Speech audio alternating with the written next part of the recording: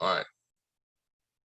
Good evening, everybody. This is Calvin Butler with the RBS Logistics Learning Center, and tonight is Monday night, so this is Assurance USA training, the RBS Assurance USA training. We have that every Monday night here. That is our new platform, our new business model, where we offer flat rate dispatching. We are a national dispatch firm with branches in all 48 states, and we offer flat rate dispatching. You heard me right. One rate dispatching for all your dispatching. Not only that, we offer something that no one else is offering, and that is a minimum rate per mile guarantee. Yes, you heard me right. A minimum rate per mile guarantee. As you all know, cheap freight is a very big problem. Very big problem within the industry.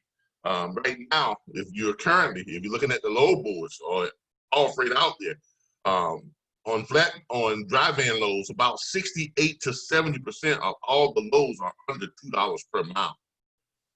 For flatbed, that comes to be about 64, 65% of all flatbed loads are under $2.50 per mile.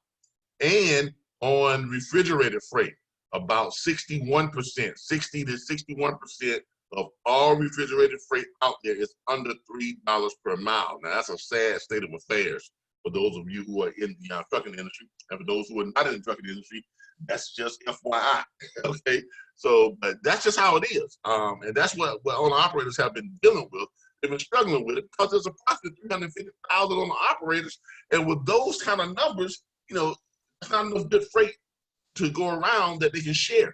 So what we came up with, and by the way, also included in those numbers, there's about another 425,000 of lease owner operators. They fall within that category too, because most of them are able to find and book their own freight. So they are also experiencing tremendous cheap freight problem. So we've got close to about 1 million operators out there who are all struggling with cheap freight. So we have put our heads together here in the National Dispatchers Network, which is the largest network of independent dispatch firms in the country.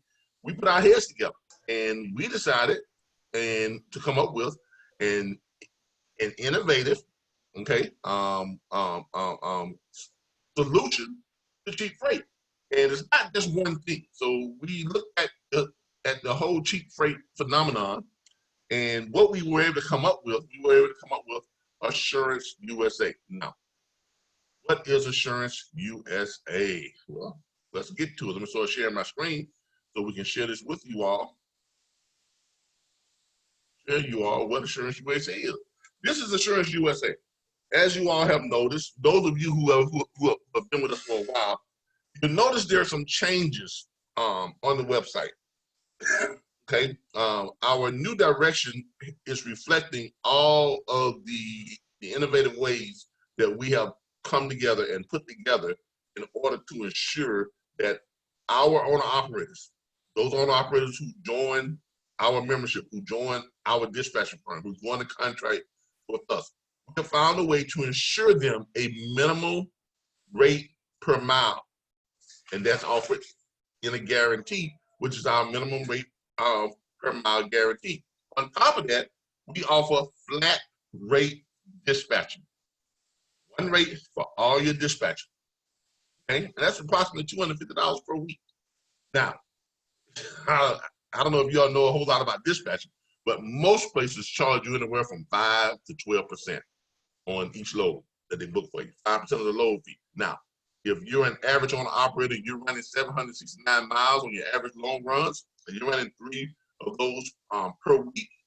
Now, if you're having a dispatcher to dispatch that loads for you, and you're paying that dispatcher a percentage of the load fee, in our case, we used to charge 10% of the load fee.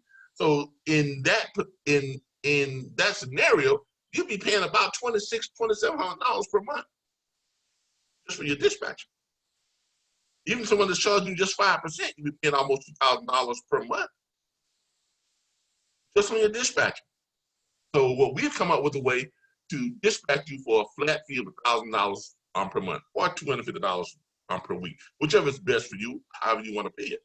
Now, that's a savings of approximately $1,500 no less than $1,000 per month. So anyway, we save you anywhere from $1,000 to $1,500 per month just on the dispatching services alone. On top of that, we are offering a minimum rate per mile guarantee. Now, how does that work? Well, we're going to get into that. We're going to get into how the minimum rate per mile guarantee works. We're going to get into the factoring, because we have guaranteed low rate factoring, which is included with our dispatching services, with our flat rate dispatching fee. So, everything that our owner operators would want. Get their money fast. Don't pay a lot for the factoring service. You get the premium rates on factoring. You get a minimum rate per mile guarantee. So your truck, what type of trailer you have, is guaranteed an average of a certain amount of money per week. You also get our flat fee dispatching, a huge saving on dispatching. You try to equate what we are charging on that flat fee to a percentage rate, you basically be hiring a dispatch firm to book freight for you at about 2%. Seriously, that's what it equates to. A little less than that, actually about 1.8992%. So it's actually less than 2%. So save you a ton of money. Now, if that's not enough, we save you even more money, but we're going to get into all that during our broadcast. First of all, let me say welcome to all of our members. Hello, members of the National Dispatching Network. We're glad to have you all here. We have quite a few people here today. I see we have Charles, we have Victor, we have Michael, we have Sean, Katrina. What else we got? We got all kinds of people. Hold on here. I wanna leave anybody out, so I'm just gonna go through the list here. We have Larissa, we have Reginald, we have GT Logistics, we have Rod, we have Miss Rothbroth, we have Cameron. Who else we got? Hold on. We got a lot of people. We have Cameron, we have Garmin, we have Katrina Yu, I think, and we have Miranda. Okay, I almost forgot about Miranda there. So we got a lot of people. We got a lot of people who are still, signing on, joining us. There's somebody else wants to join in. True Brew wants to join in, so we're gonna let them in. Anybody wants to join in, we'll let you in. Our door is always open. So that's what we got so far tonight. And these are all members of our National Dispatchers Network. Got another member coming in, Miss Chris Morning. She's coming in. So I want to say hi to everybody. Everybody's getting in on what we got going on this evening. All right. So let's dig into this Assurance USA and what we've done so far. As you all know, this weekend, my goal was to revamp the website, change the verbiage. Because before we were under a benefits package plan, but we were just coming up with a way to. I'm on a webinar, logistics. Yes, ma'am, you are, and your mic is live. At first we had just come up with a way to enhance owner operators' bottom line by enhancing their loads by an additional $1 per mile if they ran loads that were under their subpar rate for whatever band that they have. But then after looking at that, we started thinking, well, how else could we better serve the owner operators? How else could we offer them more savings? How else could we better explain this and reflect it to them so that they can clearly understand it, for one thing, and so that they can clearly benefit from it easily was another thing. That was very important. One, make sure that the owner operators were able to benefit from what we were offering, without even thinking about it. We wanted to eliminate all of the, the entanglements and the frustration and all of the, the hecticness, and we want to make it simple. We want to simplify the process. So that's what we have come up with, and that's what we're going to go over tonight. We're going to go over that simplified process. Now, if you all notice, some of the visuals still look the same, but I am working on changing the visuals of the website. But we have all the verbiage changed, and we've changed some key visuals to fit our new direction. So what is RBS Assurance USA? First of all, we are a national flat fee dispatch firm. Now, y'all forgive me if some of the stuff is not quite right, because I I was working up until the last minute trying to get this stuff in and get the terminology and the verbiage right and the layout. So I may still need to change a few things, but you all will get the picture. The RBS Assurance USA, a national flat fee dispatch firm, home of the minimum rate per mile guarantee. Now, here on the home page, you all notice here our logo. I may still need to change a few things, but you all will get the picture. All right, somebody's got me on a loop back. You got either your phone and your computer running at the same time. You got both your speakers on. So when I speak, I'm hearing myself speak, behind me. So turn one of those speakers off. Appreciate that. Thanks so much. Or just mute your mic on one or the other. All right. As you all can see here, yeah, we are recording. Okay. As you all can see here, let me make sure that we are recording first of all before I continue. I want to make sure that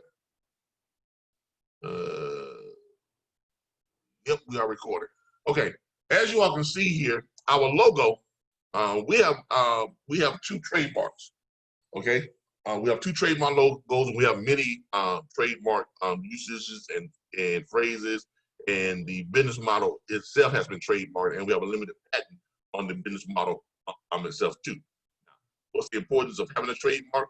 A patent? Well, it protects us. No one else can come behind us and do what we do without paying us. That's what it's all about. Okay, I'm not gonna lie to you. It's just another way to increase your profits and to increase your revenue and to make money off of an original idea. If y'all watch Shark Tank, one of the first things they ask everybody is, do you have a trademark pending? Do you have a patent pending? Nope. Okay, well, I'm out. They know that without that, anybody can just come behind you and just duplicate what you do, and then, you're not so special anymore. Well, guess what? We're special. So we got to keep it that way. Not special on the short bus special, but the special on the Forrest Gump side of special. Okay? We're simple, but we're ingenious at the same time. All right.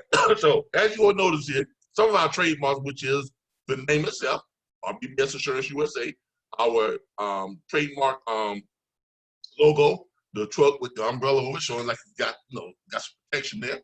This is also trademark. This little money symbol, the money with the calculator, the trucks, the umbrella, all symbolizes us, taking care of all your dispatching needs and saving you money and getting you your money fast and us being able to calculate your rates. All that is just symbolism for what we do. Okay, those are part of our trademarks. Now, the business model itself is also trademarked, and a lot of the terms like, enhancement, like compensation enhancement. The way we use the word assurance, it has never been used in this fashion to reflect some type of business guarantee that directly associated with a, how did the trademark say it? Directly associated with a business practice specifically. So this is how we're using it, and since we are the first ones to start using it that way, then we were able to trademark and patent. Now, I'm not saying that no other company out there can't use the name assurance. I'm just saying they can't use it in conjunction with dispatching or, owner-op business management, load management, things of that nature in the logistics industry. Now, if you go through our website, one of the first things you're gonna notice here, we lay out each of the primary types of freight, primary types of trailers. Dry van assurance. Now, that $2 minimum rate per mile guarantee. We're gonna go over what that guarantee is, okay? Flatbed assurance, $2.50 minimum rate per mile guarantee. Refrigerated assurance, $3 minimum rate per mile guarantee. Now, is that saying that all we're gonna find you is $2 per mile freight? No. Our goal is to find you the highest paying freight out there. That's our goal, to match you with the highest paying freight possible. What we're saying is this: if you are a dry van and we dispatch you for the week, the average of all your freight will not be less than $2 per mile. If it is, we will pay you an additional $1 per mile on the lowest paying freight that we found for you, regardless of what the miles is. So if the miles on the lowest paying load that we found you was 2,000 miles, guess what? You're gonna get a check for $2,000. If it was below $2, if your average for that week comes out to be below $2 per mile. And to make it even more simplified, let's say we find you a load that's paying $2.75 a mile, another load that's paying $2.50 per mile, this thing load is paying $1.99 per mile. Now when you average those out, it comes out to be more than $2 per mile. So therefore, there is no enhancement on that. Why? Because we got 2.75 plus 2.50 plus 1.89. That's below $2 per mile. You get a total of $7.14. You divide that by 3 runs, you got an average of $2.38. Okay, so if it averages out to more than $2 per mile, we've done our job for that week. Okay, in meeting that guarantee. Now, let's say it was, if one of those runs were $1 per mile. Let's say that's all we can find on that third run, or that third one was $1.20 per mile. So what you would have there, you would have that 2.75 plus 2.50 plus $1.25. Let's say $1.25 plus. And you divide that, that still might come out to be more than $2 per mile. Divided by 3. I'm sorry. Take that back. I screwed up. What was that? That was 6 what? What were my numbers? What were my numbers, y'all? It was 6 something, wasn't it? How come I can't find my numbers? You talking about for how much it was for the last? Talking about the $7.14? $7.14? Let me redo it. Let me redo it. I am screwing up. Let me redo it. All right. So 2.75 plus 2.50 plus 1.25. There we go. 6.5 divided by 3 runs. That's still a little bit over. So it would have to be less than $1 per mile, on that last one, or the rest of them have to average out lower. But let's say that it came out to be $1.98 per mile or $1.99 per mile. All right, it's going to be $1.99 per mile on the dry van freight for the week. We're going to take that lowest paying load and we're going to pay you an extra $1 per mile on it. Now, if that lowest paying load is 1,800 miles, guess what? You get $1,800. Now, here's a little thing to know about the industry. Chances are, if we're finding you a load that's paying less than $2 per mile, that causes your average to be less than $2 per mile, chances are that lowest paying load is going to be the one that has the longest miles. Can anybody tell me why that is? Anybody tell me why there's a greater chance that the load that has the longest miles is going to be the one that causes that weekly average to drop below $2 per mile? Anybody tell me why that is? Those are usually the ones they're not paying much for. Exactly. Long range freight usually doesn't pay that much money per mile, right? Does everybody realize that? Yeah. Yes. Yes. So most of the freight that pays great money, averaged out by the mile, is short range freight. Freight that's below what? 400 and 300 miles, right? You find freight that's below 300 miles. If you just check the load boards, about 80% of the freight out there that's running below 300 miles is paying way much more by the mile than freight that is running more than 600 miles. And have y'all noticed that?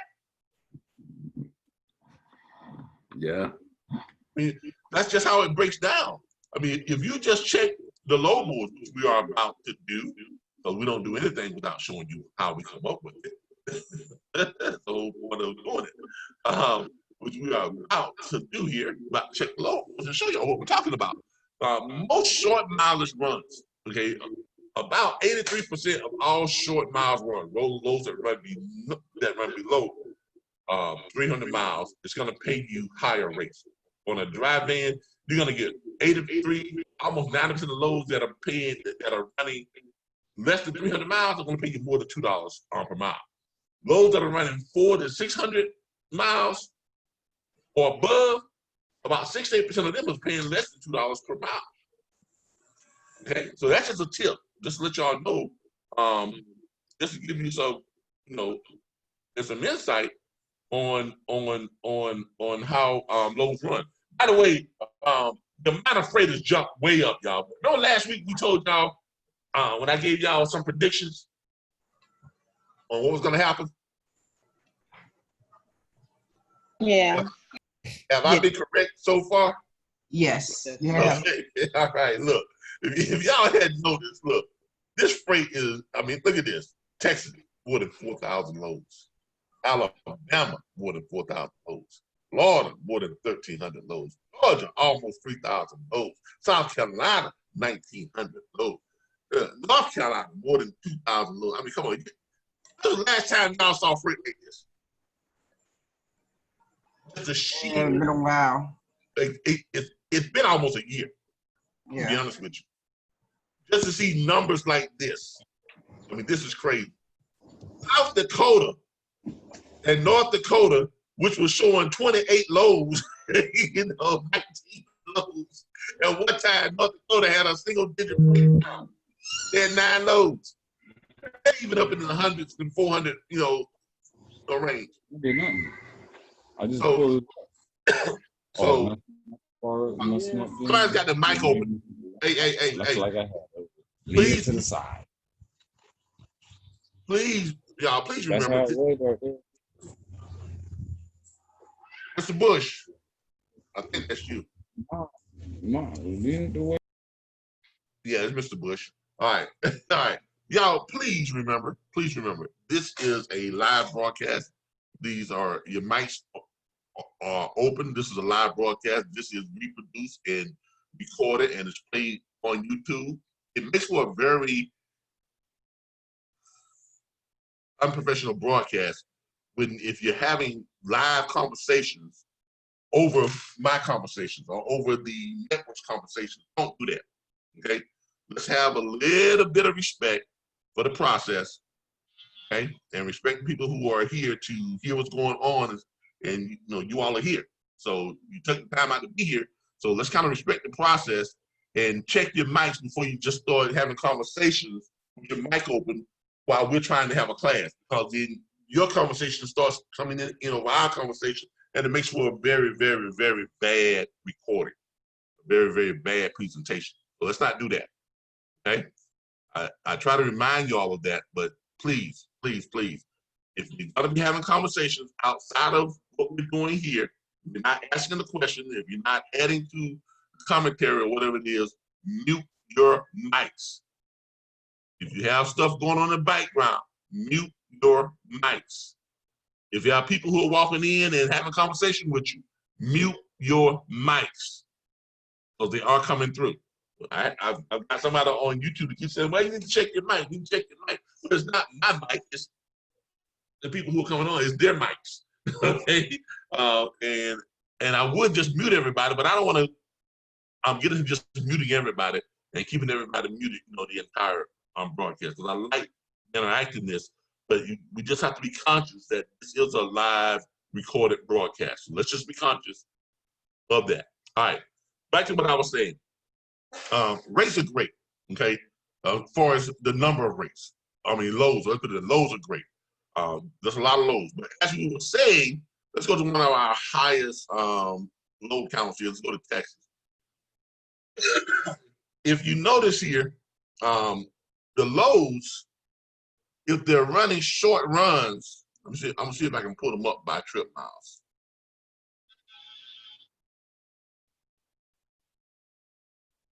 All right, so we got the longest running miles first. Now, if you notice these long running mile loads, here's one that's a van, and it's going 2,763 miles. Now it says that it's paying $4,200, right? That sounds like good money, right? If you just look at just the money, right? Yeah, it sounds good. It sounds good, but if you got that straight dispatch, when you put the cursor over it, it shows you what? That is less than $2 per mile. It's $1.52 per mile. You know what I'm saying? Mm-hmm. So and that's indicative of most long range freight. Here's another one, $1.60 per mile, 2,400 miles. Here's another one, $1.46 per mile, 2,300 miles. It's paying $3,500, but it's only $1.46 per mile. Now, if you flip the script on that and go to the other side of the trip miles, we won't flip it over, but hold on here. Let's go to rates. Pick up the rates, and let's just look at some of the lower paying miles. Now, here's some good miles that's going some pretty good distance. 1,900 miles, $2.52. That's not bad, but chances are that's a reefer. You see what I said? That's a reefer, right? That's a reefer. That's a reefer. And what do we say about reefers? About 61% are going to be less than what? $3 per mile, right? That's less than $3 per mile. Both those are reefers. Okay. With dry vans, with flatbeds, here's a step deck paying $2.56 per mile, just above the flatbed. What we consider the subpar rate for flatbed. It's just below what subpar rate would be. Okay, and there is a couple of another flatbeds, and they're beneath that subpar rate, which is $2.50. Those are $2.27. Now, let's look at some short runs. Let's find us some short runs. If we get down here to some of these numbers, you notice the shorter the runs get, the little bit better the freight gets. Y'all see that? 273, 998 miles. And here's one right here that's paying 264, but that is a reefer, still below subpar. Now we come on down here and we try to find some of these really, really, really short runs.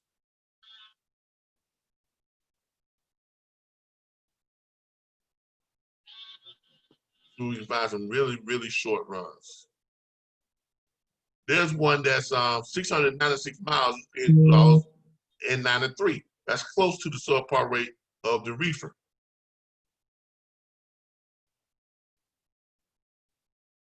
Get these short runs. We'll show y'all what these rates look like when you start hitting these short runs. All right. Well, here's one that says 0 miles. But then you don't know what that is. It's going from it's Texas to Oklahoma, so it could be a short run, but you have to really calculate the miles. Really, $1,650, and it's 1, 2, 3, 4, 5 of those back to back to back to back. They're all from the same company, so those are legitimately 5 different loads, 5 different runs.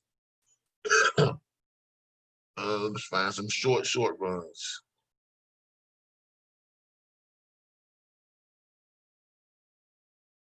A lot of good long run freight here lately. As y'all can see here, the freight is running kind of long. All right, here we go. We're getting into some of these 461 mile runs. That's paying, that's a van. It's paying above what? The subpar rate. It's paying $2.39. That's a van run. It's under 600 miles, and it's paying $2.39 per mile, which is above the $2 subpar rate. Here's another one, 405 miles, and that is a flatbed, and it is paying above the flatbed subpar, which is $250. This is paying $273. If you look at other short runs, here's a short run, 235 miles. It's paying way above the subpar rate for a flatbed. It's paying $4.46 per mile. When the flatbed subpar is at $2.50 per mile. If you go on down here a little bit further, you got another one that's running 327 miles, and that's a van, and it's paying way above the subpar for a van load. It's paying $2.75. So as you all can see, we're pretty much proving our point. Here's one that's paying the 383. Here's another one. Here's a more reefers down here that's paying 264. Those, well, I'm sorry, that's a flatbed. So that is above the subpar rate. So as you all can see, now if I switch this over to just looking at vans,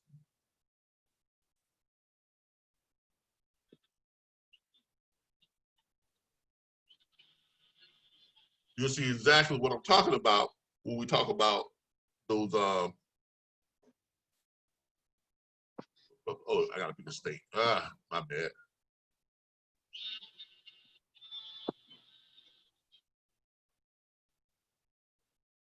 Texas, there we go. Still looking at just, oh, shoot, come on. All right, here we go. Texas, and we're looking for just vans.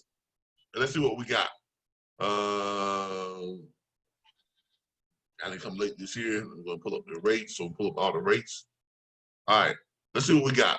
Yeah, I notice a lot of this long haul freight, 2,700 miles, 1,800 miles, 1,822 miles. All that is below what?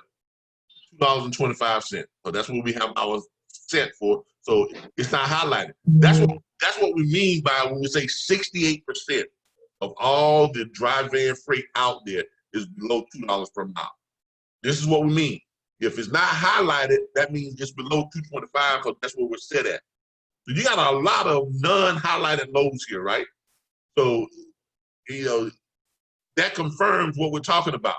Now, if you look at the mileage on this stuff, here's one that's going 1,300 miles, it's paying $2.31. That's pretty good, okay, for a flatbed. I mean, sorry, for a dry van.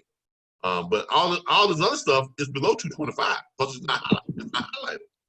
And then you get down here, you see this one is paying 236, 752 miles, 666 miles, paying 240, 461 miles, paying 239. Same thing here. 327 miles, 275. Also, I can see a pattern, how it's jumping up. 266 miles, $3.01 per mile. So y'all seeing the pattern? Short runs generally pay more cents per mile, okay? And you can run more short runs than you can run what? Long runs. So if you're stringing together a combination or a trifecta of short runs, you're making a whole lot more money than running one long run. It takes you 2 days to run it. You can run 3 short runs in 1 day. And if you can string them along into some type of dedicated runs, that means you're running 3 short runs, 5 days a week, running the same short run, making 4 or 5 times more money than you would if you were running long runs. Right? Yep. 22 miles, $6.82 a mile. And that is the basis for how we are going to run this, okay? For how the member specialists and our booking agents who are matching these loads with owner operators when they sign on, this is how we're gonna run this. We're gonna make sure that we're running all of our owner operators according to what type of trailer they have. We're gonna make sure that the loads for that week average out to way more than $3 per mile for the refrigerator. For the flatbed, we're gonna make sure they average out to way more than $2.50 per mile. And for dry van, we're gonna make sure that they average out to way more than $2 per mile. And if they don't, we are going to pay them an additional $1 per mile out of our own proceeds for the load that paid the lowest amount of money. But as we've already shown you, the likelihood is that that load that paid the lowest amount of money is also going to be the load that has what? The highest number of miles. Y'all see what we're doing?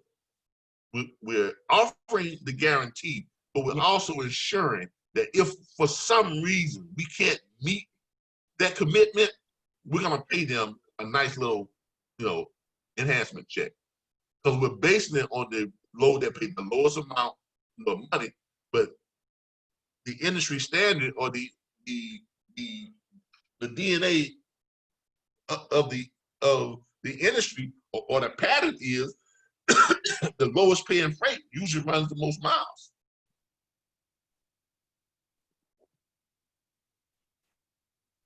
Y'all see the advantage of having this type of business model, how it benefits our owner operators up, down, sideways, no matter how you look at it? Yes, Yeah. sir. Right. So that's really, I'm explaining there now when we go here. And if they click here where it says read more, it will take them over to, I do believe it takes them over to page, yep, right here. Our, the assurance page. Yeah, y'all notice we made some changes here. We got some nice little video there for customer service rep. Our knowledgeable, friendly assurance member specialists are always ready to assist you. Minimum rate per mile guarantee. This is where it's explained in detail. Dry van minimum rate per mile guarantee. Currently, 68% of all dry van freight in the industry is less than $2 per mile. Assurance USA's commitment, all freight dispatched by Assurance USA will reflect a minimum weekly average of $2 per mile or greater, or we will pay an additional $1 per mile on the lowest paying freight dispatched to you by us regardless of the mileage. That's a pretty good guarantee, right? Right. Good guarantee. Damn good guarantee. Exactly. I don't see too many. I don't know another company out there. Matter of fact, there isn't because we get.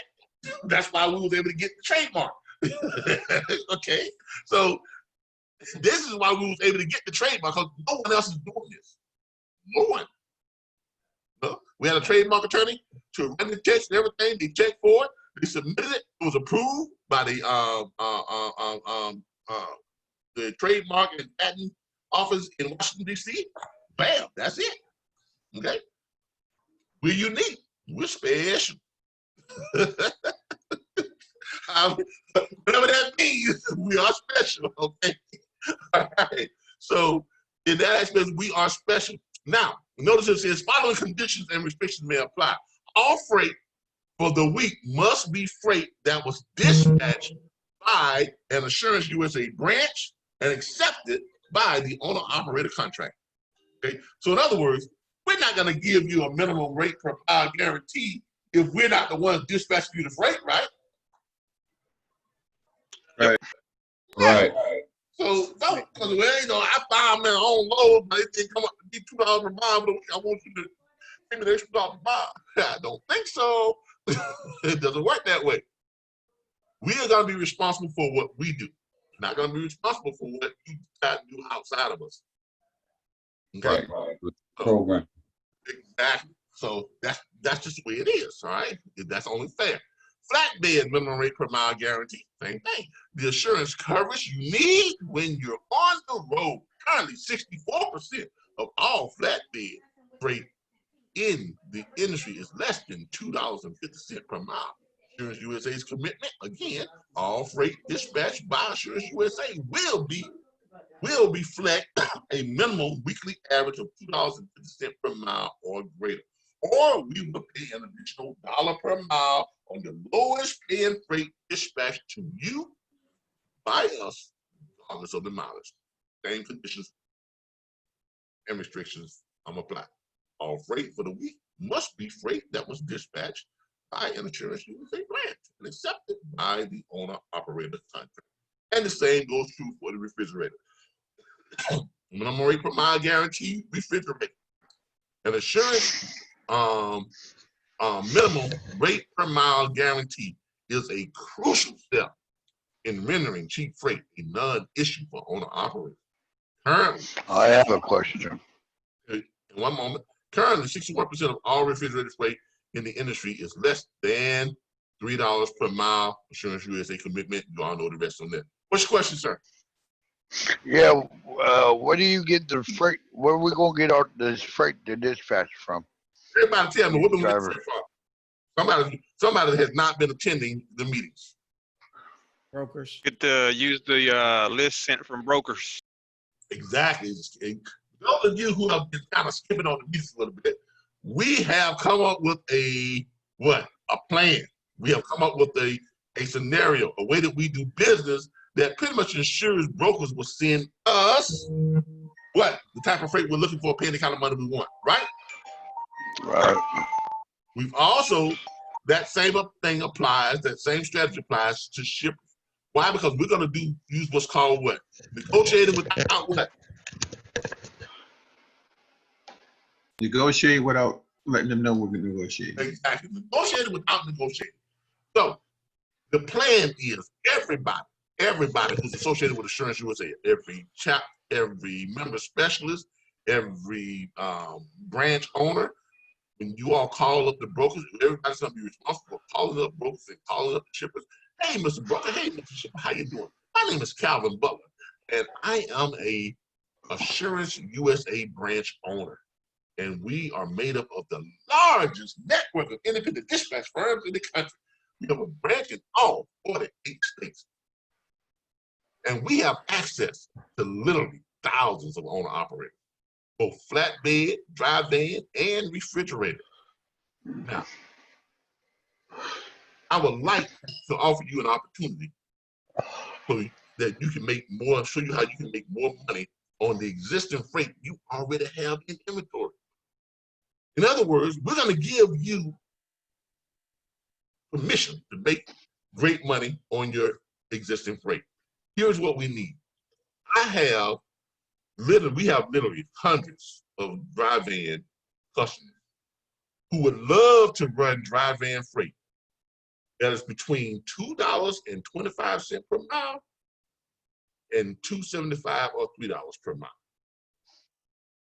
We have flatbed who would love to run freight between $2.65 and $3.50 per mile. And we have refrigerated van owners who just love to run freight between $3.75 and $5 per mile. Now, I'm not asking you to go and look for you, just send me over the freight that you already have priced like that. I'm asking you to take any dry van freight that you have that you can fit within that criteria. If you have dry van freight that's paying $4.75 or $5 a mile, feel free to reprice it so that it fits what we need. You can make yourself a little bit more extra money and satisfy us and our clientele at the same time. So if you can do that with all your dry van freight that you can fit within our criteria, it's guaranteed that we can run about 90% of it every day. Same thing with your flatbed, same thing with your reefer. Now, what have we done? In that scenario, what essentially have we done? You save money for the customer, but you increase the chance I ain't took no money from the customer. How am I taking money from the customer? Ain't got that loan I'm to begin with. See, that's the problem. Okay? The customer don't have that money to begin with. Customers already told us that they want a dry van load. We've already shown that what's the dry van freight out there, y'all? Dry van freight. Most of it is where? Below what? Below $2. Exactly. So tell me how we took money from the customer when we are engineering a process where the freight that we are going to be presenting is way more than that $2 per mile. Right, but what I'm saying is you made a comment that you're saying $4 or $5 a mile. Yeah. They can reduce the rate that way. Exactly. And that means in return, that's saving the shipper money. Exactly. Instead of paying $4 or $5 a mile, exactly. They can pay $2.25. Exactly. That's where that came in. But let me ask you a question. Let me ask you a question. How much dry van freight can you find that guarantees that the freight is between and that's above that $2 per mile? Right now, very little. Not just right now. 10%. Show me any time in the last 20 years where dry van freight has been predominantly more than $2 per mile. Probably not ever. Exactly. So here's my point. Get your hand out of somebody else's pocket. Don't worry about what somebody else is making. Stop trying to count another man's money. That's where the problem is this right now. Everybody's trying to count somebody else's money, so therefore they're what? They're losing their own money. That's what you need to do. Because business means what? You got to make money, right? I don't know where, somehow I know we got all twisted up into thinking that good business means that I'm not going to allow him to make no money, but I want to make money. I'm not going to allow her to make money, but I want to make money. No, a good business relationship allows everybody who is involved with that relationship to profit equitably. That's the whole purpose of business. You don't do business to keep one person from making money, but allow you to make money. I don't know how we got off on that. I don't know how we got on that. No, well, another thing, Calvin, another thing, the way I look at it, okay, we got to take care of our customers. Or are we not taking care of we got to take care of the drivers on the other hand. The driver take care of look. If you can't get the driver above subpar rate, let me ask you a question. If you can't keep the driver above subpar rate, are you taking care of them? Nope. They gonna take care of you if you can't please the driver. You missed the point. You missed the point. If you can't get them above subpar rate, are you taking care of them? Nope. No. Okay then. Definitely not. Okay then. So why are you worried about a broker making a little bit more extra money when that broker can supply you with as much money as you need, probably even more money than you need to satisfy your customer? You're operating on that greed factor. Now, I want my customer to make the most money. I don't care what the broker, I don't care if he go broke. You can't stay in business that way, man. No. That's what's wrong with the industry now. You got too many people who came into the industry that don't know how to practice business etiquette. Now, if you don't know what that means, look it up. There's such thing is called business etiquette.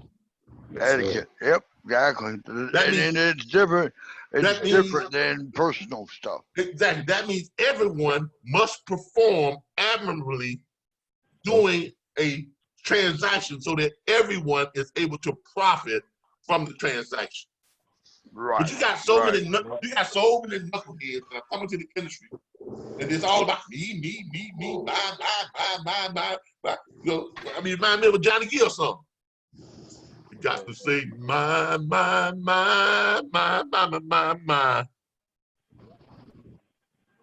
want the good rates tonight.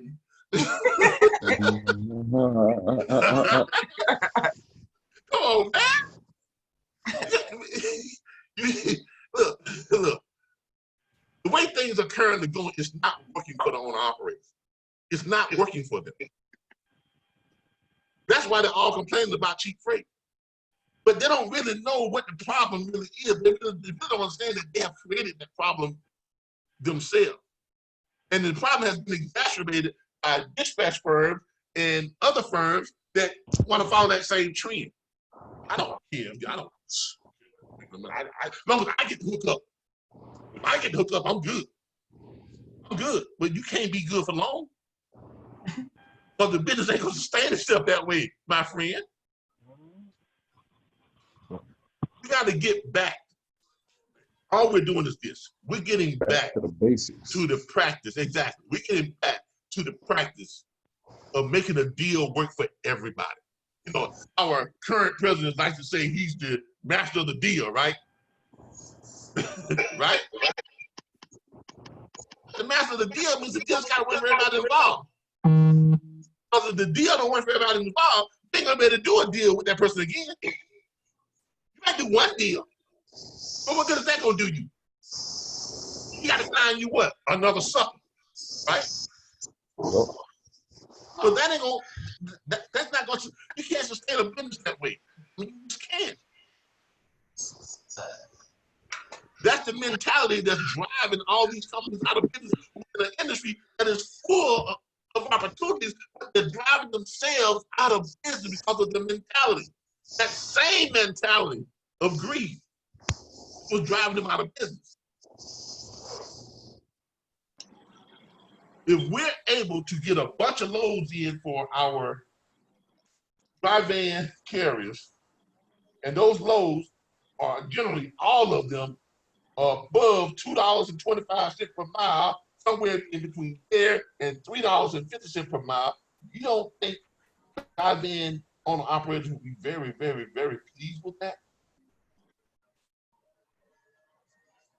And at the same time, you have created a long-term business relationship with a broker and a shipper who's going to supply you with those type of loads all the time, continuously. Why? Because you have continuously satisfied them too. You can't be so short-sighted. I mean, you can't be. Everybody's just looking for, okay, well. Oh, he did the thing. Check to see if you could log in. Ronald, he did the Facebook. Hey, oh, watch your No, mic he there. clicked the link. Watch your mic there, people. Please check your mics. I don't know who that is. I'm gonna read somebody PC. I don't know who it is. I'm reading somebody. Make sure y'all check y'all mic. I just saw blood out. Okay.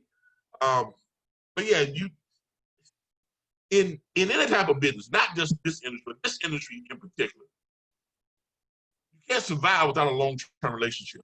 Does everybody agree with that? Okay. No matter what level you at, no matter what part of this industry you're in, you cannot survive without a long-term relationship, right? Right. True. That's right. I mean, you just can't do it. It's not possible.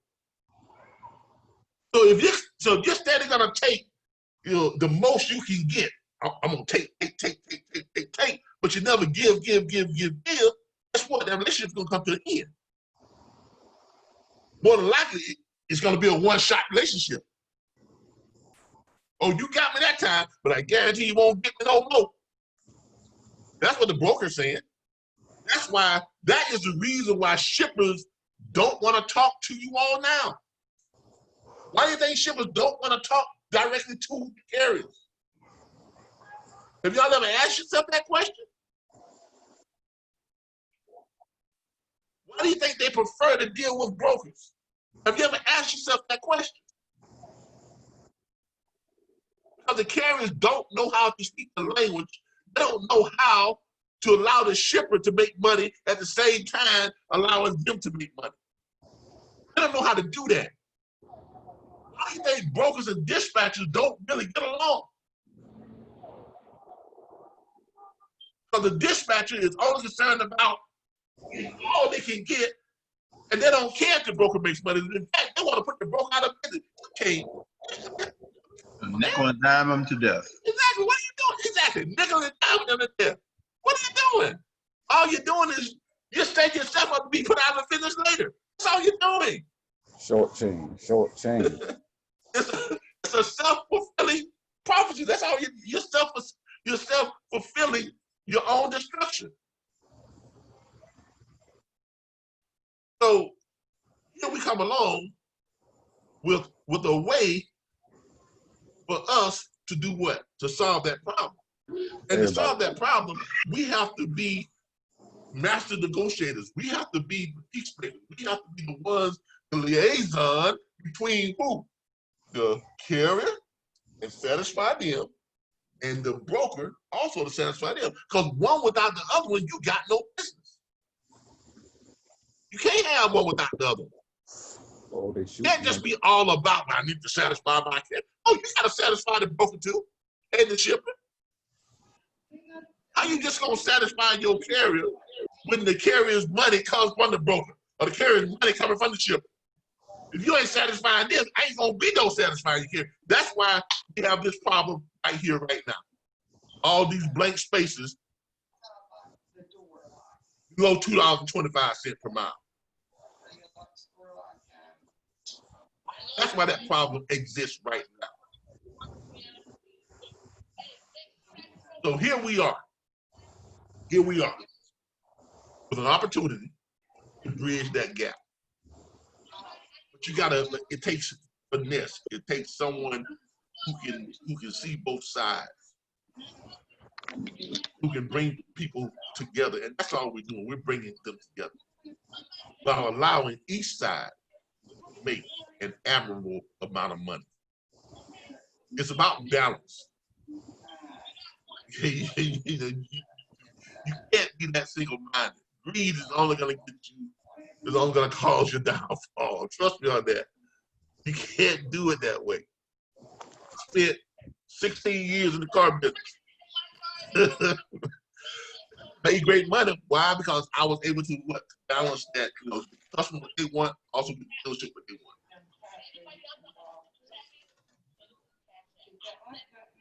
You got a bunch of guys. If you go to any car dealership, now that's when you find real. That's when you find real salespeople. But it's also a reflection of business in general. If you go to any car dealership, walk to a car dealership around about the 15th of the month and just look at the board. I guarantee you, if you walk back in that dealership around the end of the month, if you do that for 4 months straight, you'll see the same 5 people who are at the top of the board. The same 5 people. Now, are they selling cars, or different cars than what everybody else has? Do they have a special inventory that they got access to that all the other salesmen don't have access to? Do they have a special pricing list that they have that all the other salesmen don't have? No. But those people who are at the top of the board, they're able to do what? Satisfy everybody involved.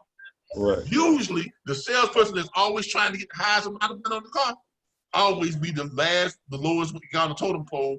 She ain't sold that many cars. But that salesperson who kind of, balanced it out, did this for the customer, did this for the dealership, they're usually the ones that selling 15, 20, and 30 cars a month. When the guy that's trying to say, well, I'm just trying to get the highest amount of the car and make the dealership a bunch of money, he usually sells about 5 cars a month.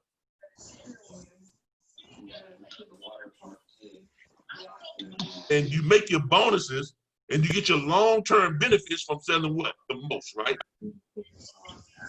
Right. And that's where we come in.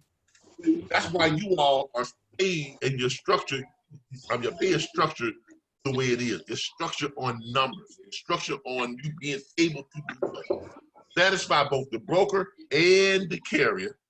If you can satisfy them both, you all make a ton of money with the way you're structured. Everything is based on performance, right? Right? Yes. Right. Your pay is not based on a percentage of how much money you're getting from the broker, right? We taking that out of the equation, right? Yes. No longer part of the equation. So you ain't got to worry about that. All you got to worry about is doing what? Just find that owner operator, find that drive-in driver, the weekly loads that keep them way above that subpar rate, finding that flatbed driver that keeps them above that subpar rate, finding that reefer driver that keeps them above that subpar rate. Because right now, they're not staying above subpar. That's why they're all complaining. And not only are we going to get them above subpar, we're going to make them even more money by saving them an additional $1,000 to $1,500 per month. Why? Because we've taken out the aspect of having to make money on the percentage and with just a flat fee. Right. So they're going to see the benefit of using us. Exactly. I always say, you got to get out of that. And I know it's hard to kind of have a big greed construct. That's what you've been, milked on, or you've been sucking on that, for the longest. You've been sucking on that bottle for a long time. We got to wean you off that bottle. So that's that spoiled milk. Get out of that comfort zone. There we go. Get out of that comfort zone. You got to get out of that comfort zone. Somebody been listening. Look, what we have come up with is literally going to set the industry on fire. It literally is. And with the way that we approach it, because we're approaching it as a conglomerate. We're approaching it as a corporation. Everybody's on the same page. I can't have some of y'all out there, but I'm gonna try to get the best, highest possible rate that I can. I don't care about the owner operators. I don't care about the shippers. I don't care about the brokers. But guess what? You ain't gonna be in this company long. But we do care about them. We have to care about them, and we have to care about owner operators too. Because if we neglect one or the other, it all collapses.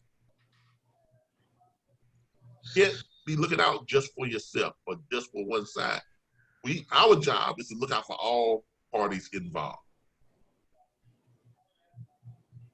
That's what's going to help us to keep our relationship with the brokers, which benefits the owner operators. Help us keep our relationship with the shippers, which also benefits what? The owner operators. If we can't maintain a relationship with those two, then we ain't gonna have no relationship with the owner operators.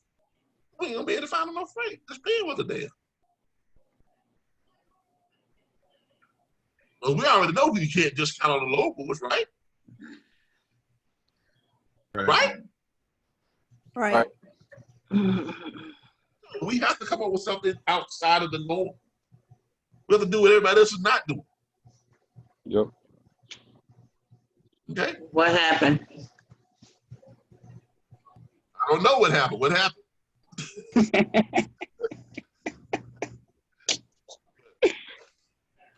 All right. So this is our new direction that we have put up here. As you all can hold on here. Let me stuff out there. As you all can see here, let me move this out the way. See the About Us page. Go over to the About Us page. Now, everything is still pretty much kind of laid out. I made some changes. I'm adding some video in on this stuff. I'm replacing some of these images. They're going to be replaced with video, like you just saw over there on the other page. Okay, the About Us page. About Assurance USA. We are America's trucking industry's first and only provider of a national flat fee dispatching service, featuring a minimum rate per mile guarantee designed to enhance owner operators' bottom line. Our mission: there are approximately 350,000 owner operators registered in the United States. Our mission: level the playing field by providing 1, a members benefits package that features a minimum rate per mile guarantee. 2, flat fee professional dispatching service. 3, affordable factoring, all included as part of Assurance USA's flat fee dispatch agreement. Okay, innovative industry solutions to rendering cheap freight a non-issue for owner operators. Come down here, you see little stuff about, you know, who I am and who our executives are. I got to add the other 2 executives in there, things this and that, and their bios and things. If you click on my name, it'll pull up my bio. So you'll be able to see my bio, the things I've done and things I'm involved with, so that you'll know that I'm pretty competent in what I'm doing. I'm not just some guy who just stepped off the street and said, hey, I want to do this thing. Okay? Okay? There is a little bit more to it than that. Okay? So, and we're going to, please, y'all, watch your mic. We're going to have our corporate execs to create our professional bios, much like you see here, so that when people go in and they check us out, they'll be able to see that we are transparent. They'll be able to see who is that? All right, y'all remember, watch your mics, please. Watch your mics. I've had YouTube tell me that I couldn't monetize on one of the videos because of stuff that was said in the background. Okay? These videos do make money. We give them away for free, but they make money. So they're monetized on YouTube.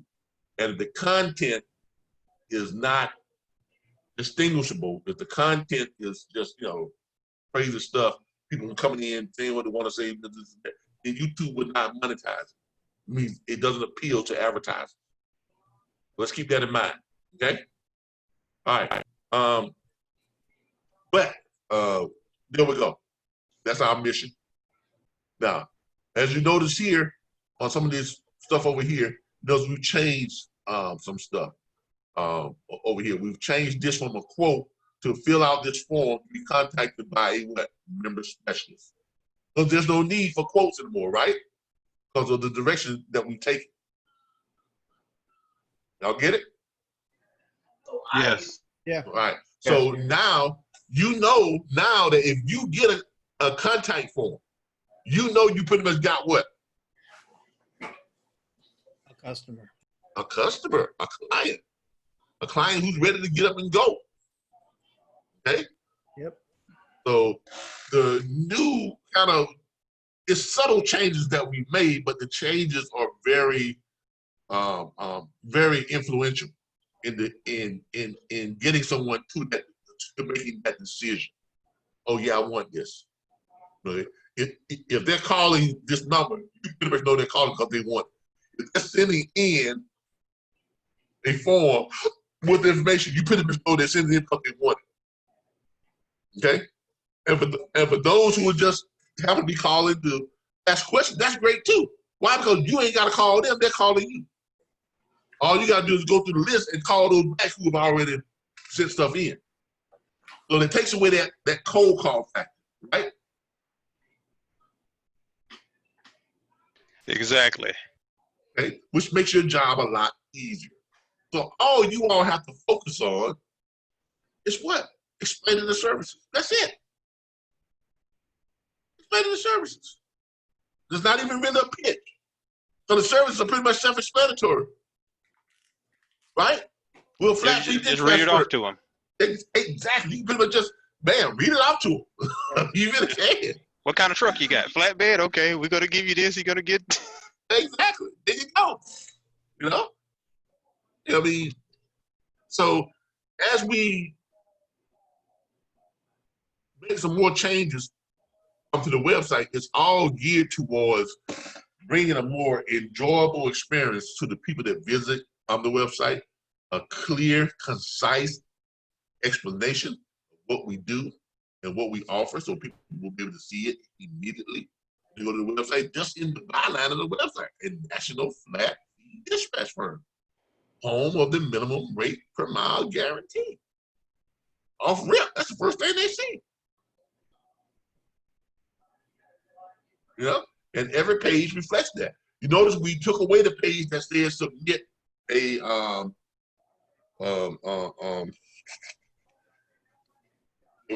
benefits your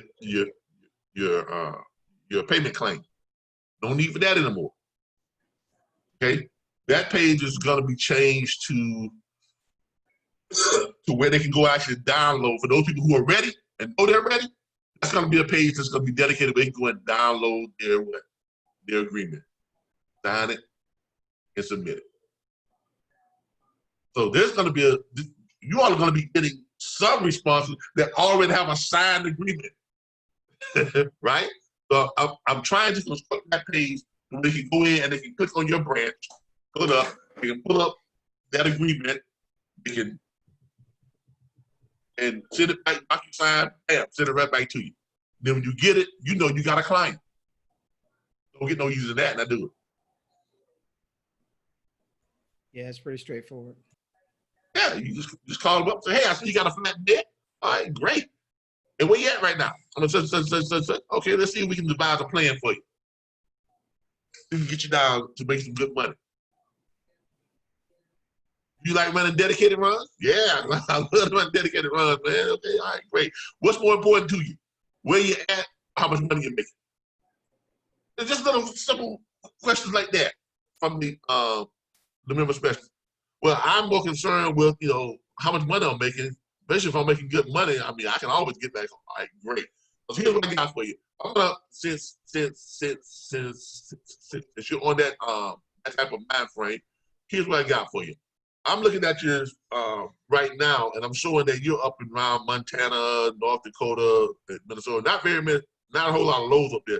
So what we're gonna do for you is this: we're gonna design a load management plan that brings you down to either the Texas, Oklahoma, Arkansas area, or we're gonna run you over here to the Illinois, Indiana, and Ohio, and Kentucky region. Why? Because versus over here, you only got what, 480 loads for the whole state. No, I'm looking at the what's called map, and it's showing me that you got, you know, 24,000 owner operators in that state. They had enough loads to satisfy all of y'all, right? So I need to move you to an area where there's a lot of loads, where there's an abundance of loads. Now, once we get over here, our job, our focus is going to be on finding you some short loads that you can run every day, the same loads every day, 5 days a week, be home every night, off every weekend, and back home in North Dakota every weekend, and still make you about $1,500 to $2,000 a day. That sounds good to you? Yep. All right, great. Let's get to work.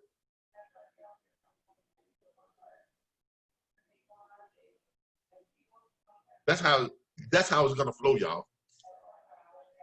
That's how it's gonna flow. Then you're gonna go in here. You're gonna look for that person some short range loads, right? You're gonna find them a load, and then you're gonna do what?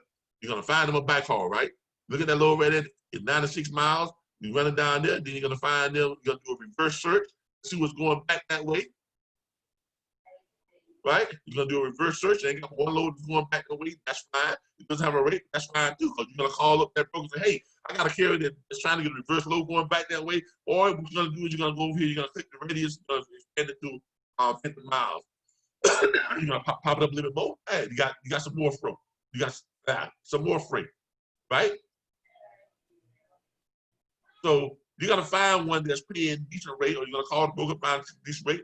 Then from there, you're gonna find them another load. Why? Because that first load paid them what? $500.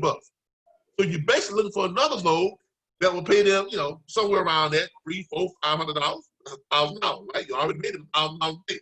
You find them a third load, and that was only 96 miles. So you got plenty of time to find yourself two more loads, right? Find them a third load that's paying about what? $500. You got what? $1,500 a day, right? You call those brokers back, Mr. Broker, the guy that ran that load this morning, yeah, so he can run that same load every day, be there about the same time. Oh, really? Yeah, okay, cool. Put him on my schedule. Cool.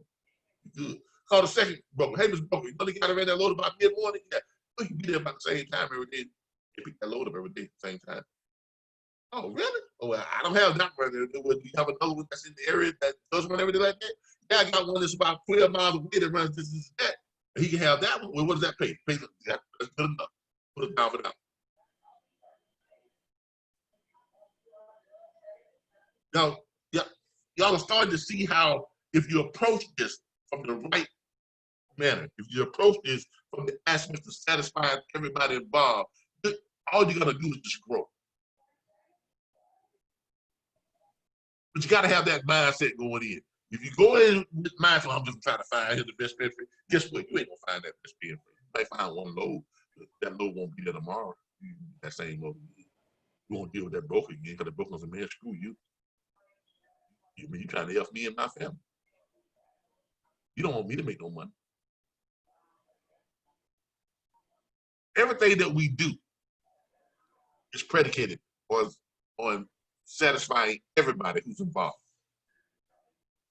Because we are in a position of that's where we have to be in order to keep the business flowing for everybody. You have to recognize that you all's role is so key and so vital in keeping the industry running. People can say what they want to say about dispatchers, but dispatchers, when you think about it, a dispatcher has to be that person that can help everybody eat at the table.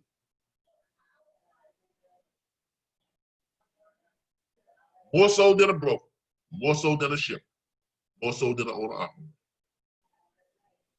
Tell me I'm wrong.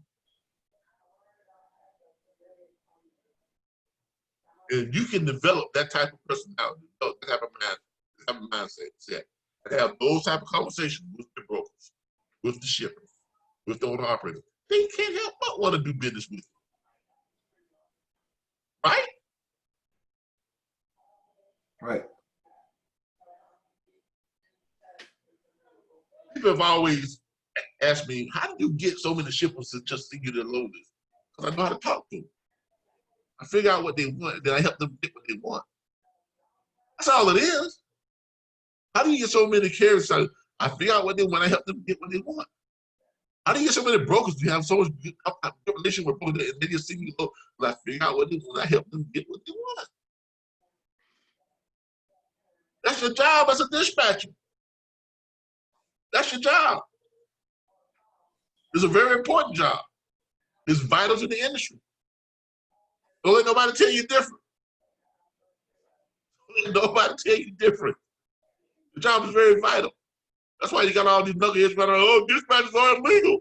But the Federal Motor Carrier Association said, man, I ain't sticking you. Let dispatchers do this thing. Right? So they recognize you are vital to the industry.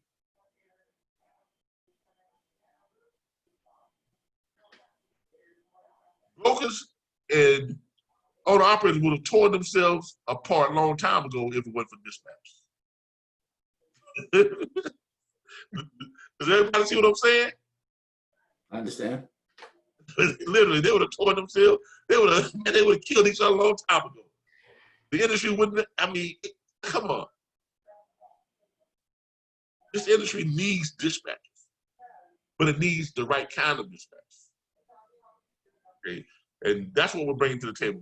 We're bringing to the industry a truly professional dispatch firm, one that has reach in all 48 states, one that goes into our conversations with both brokers, shippers, and owner operators, and our focus is to help all three of them make money. Now, we're not just focused on just one party, because you cannot form that symbiosis of business with just one party. How are you gonna make money in the industry if you ain't got no loads for the truckers to run? How are you gonna make money in the industry if no brokers don't want to work with you? You can't just work simply with the owner operators and just say I'm gonna satisfy them and think you're gonna stay in business. That dog ain't gonna hunt alone. He ain't. You gotta go back home and tell mom and the children, well, they ain't got no coons tonight. I don't know what we're gonna do. Eat some peanuts. What? And the dog stop hunting. Up tree and coon. Have the good hound dog that's gonna hunt until the day he drop. Some of y'all know what I'm talking about. Some of y'all don't. Okay. Okay. All right. So that's the reflections of the website. That's where we're going with the website. That's what I've been working on with the website. We're gonna be adding more imagery, like what you see here. Also adding more. You know, we've got some imagery of trucks being loaded. You know, things like that. It's gonna have some great video imagery in it. Kind of soften it, you know, the site up some, make it more visually appealing. It's gonna be a site that when people come to it, they know exactly that this is gonna help them make money. Even when brokers they visit the site, they're gonna see that we're here, you know, to make everybody money. Okay. One of the things that I'm going to be working on this week is here's what's going to be happening this week. Tomorrow, all of you are probably going to be getting your toll-free extensions and your domain email address if you send in your request, info@nocheapfreight.com. Make sure you send it over, info@nocheapfreight.com. Again, I need all the information. I need, you know, what you want your name to be in front of at nocheapfreight.com. I'm gonna need your cell phone number. I'm gonna need your 4-digit code to put onto Grasshopper. I need to know what your 4-digit your 4-digit code should be.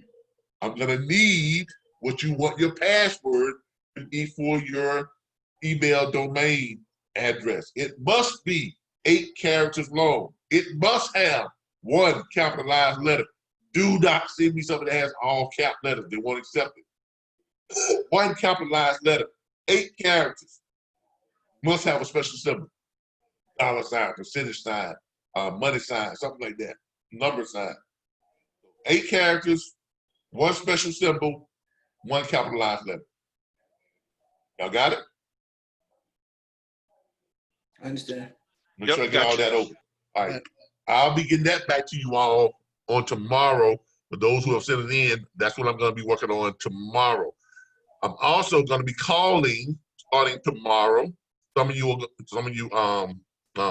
branch owners are going to be getting a phone call confirming what state you have, what trademark field, what trademark licensing fee you're under, and what your trademark usage fee, your monthly usage fee, what you're going to be paying, knowing that.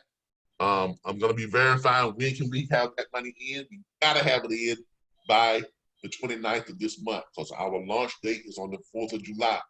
So all of the branch money has to be in by the 29th of this month. I want to have it into the escrow account, and I want to transfer most of it over to a Robinhood holding account because that Robinhood account allows us to grow our money while it's sitting there. And we can also use the Robinhood debit card to pay for the branding and stuff of what those funds are going to be used for. Those funds are going to be primarily for our budgeting, branding budget, and our advertising budget.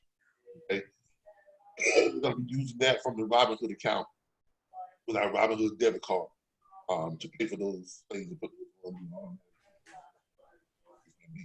So, and, so I'm going to be calling you all, those branch owners, I'm going to be calling you all starting tomorrow. So expect to hear from me, branch owners, tomorrow, Wednesday, and Thursday. Expect to hear from me. And be prepared to go ahead and get that over. We're gonna I'm trying to figure out a date for us to have ongoing merchant account training, where you all can know how to use the merchant account, right way, how to log in, how to create your logins, this and that. We're probably gonna have some type of day training this week for that. I may decide that this Saturday that it might just be that this Saturday. I'm not sure yet, but I'm gonna try and fit that in so that we can get that training done before the 4th of July. And we want to get everybody in and set up on the Ascend TMS.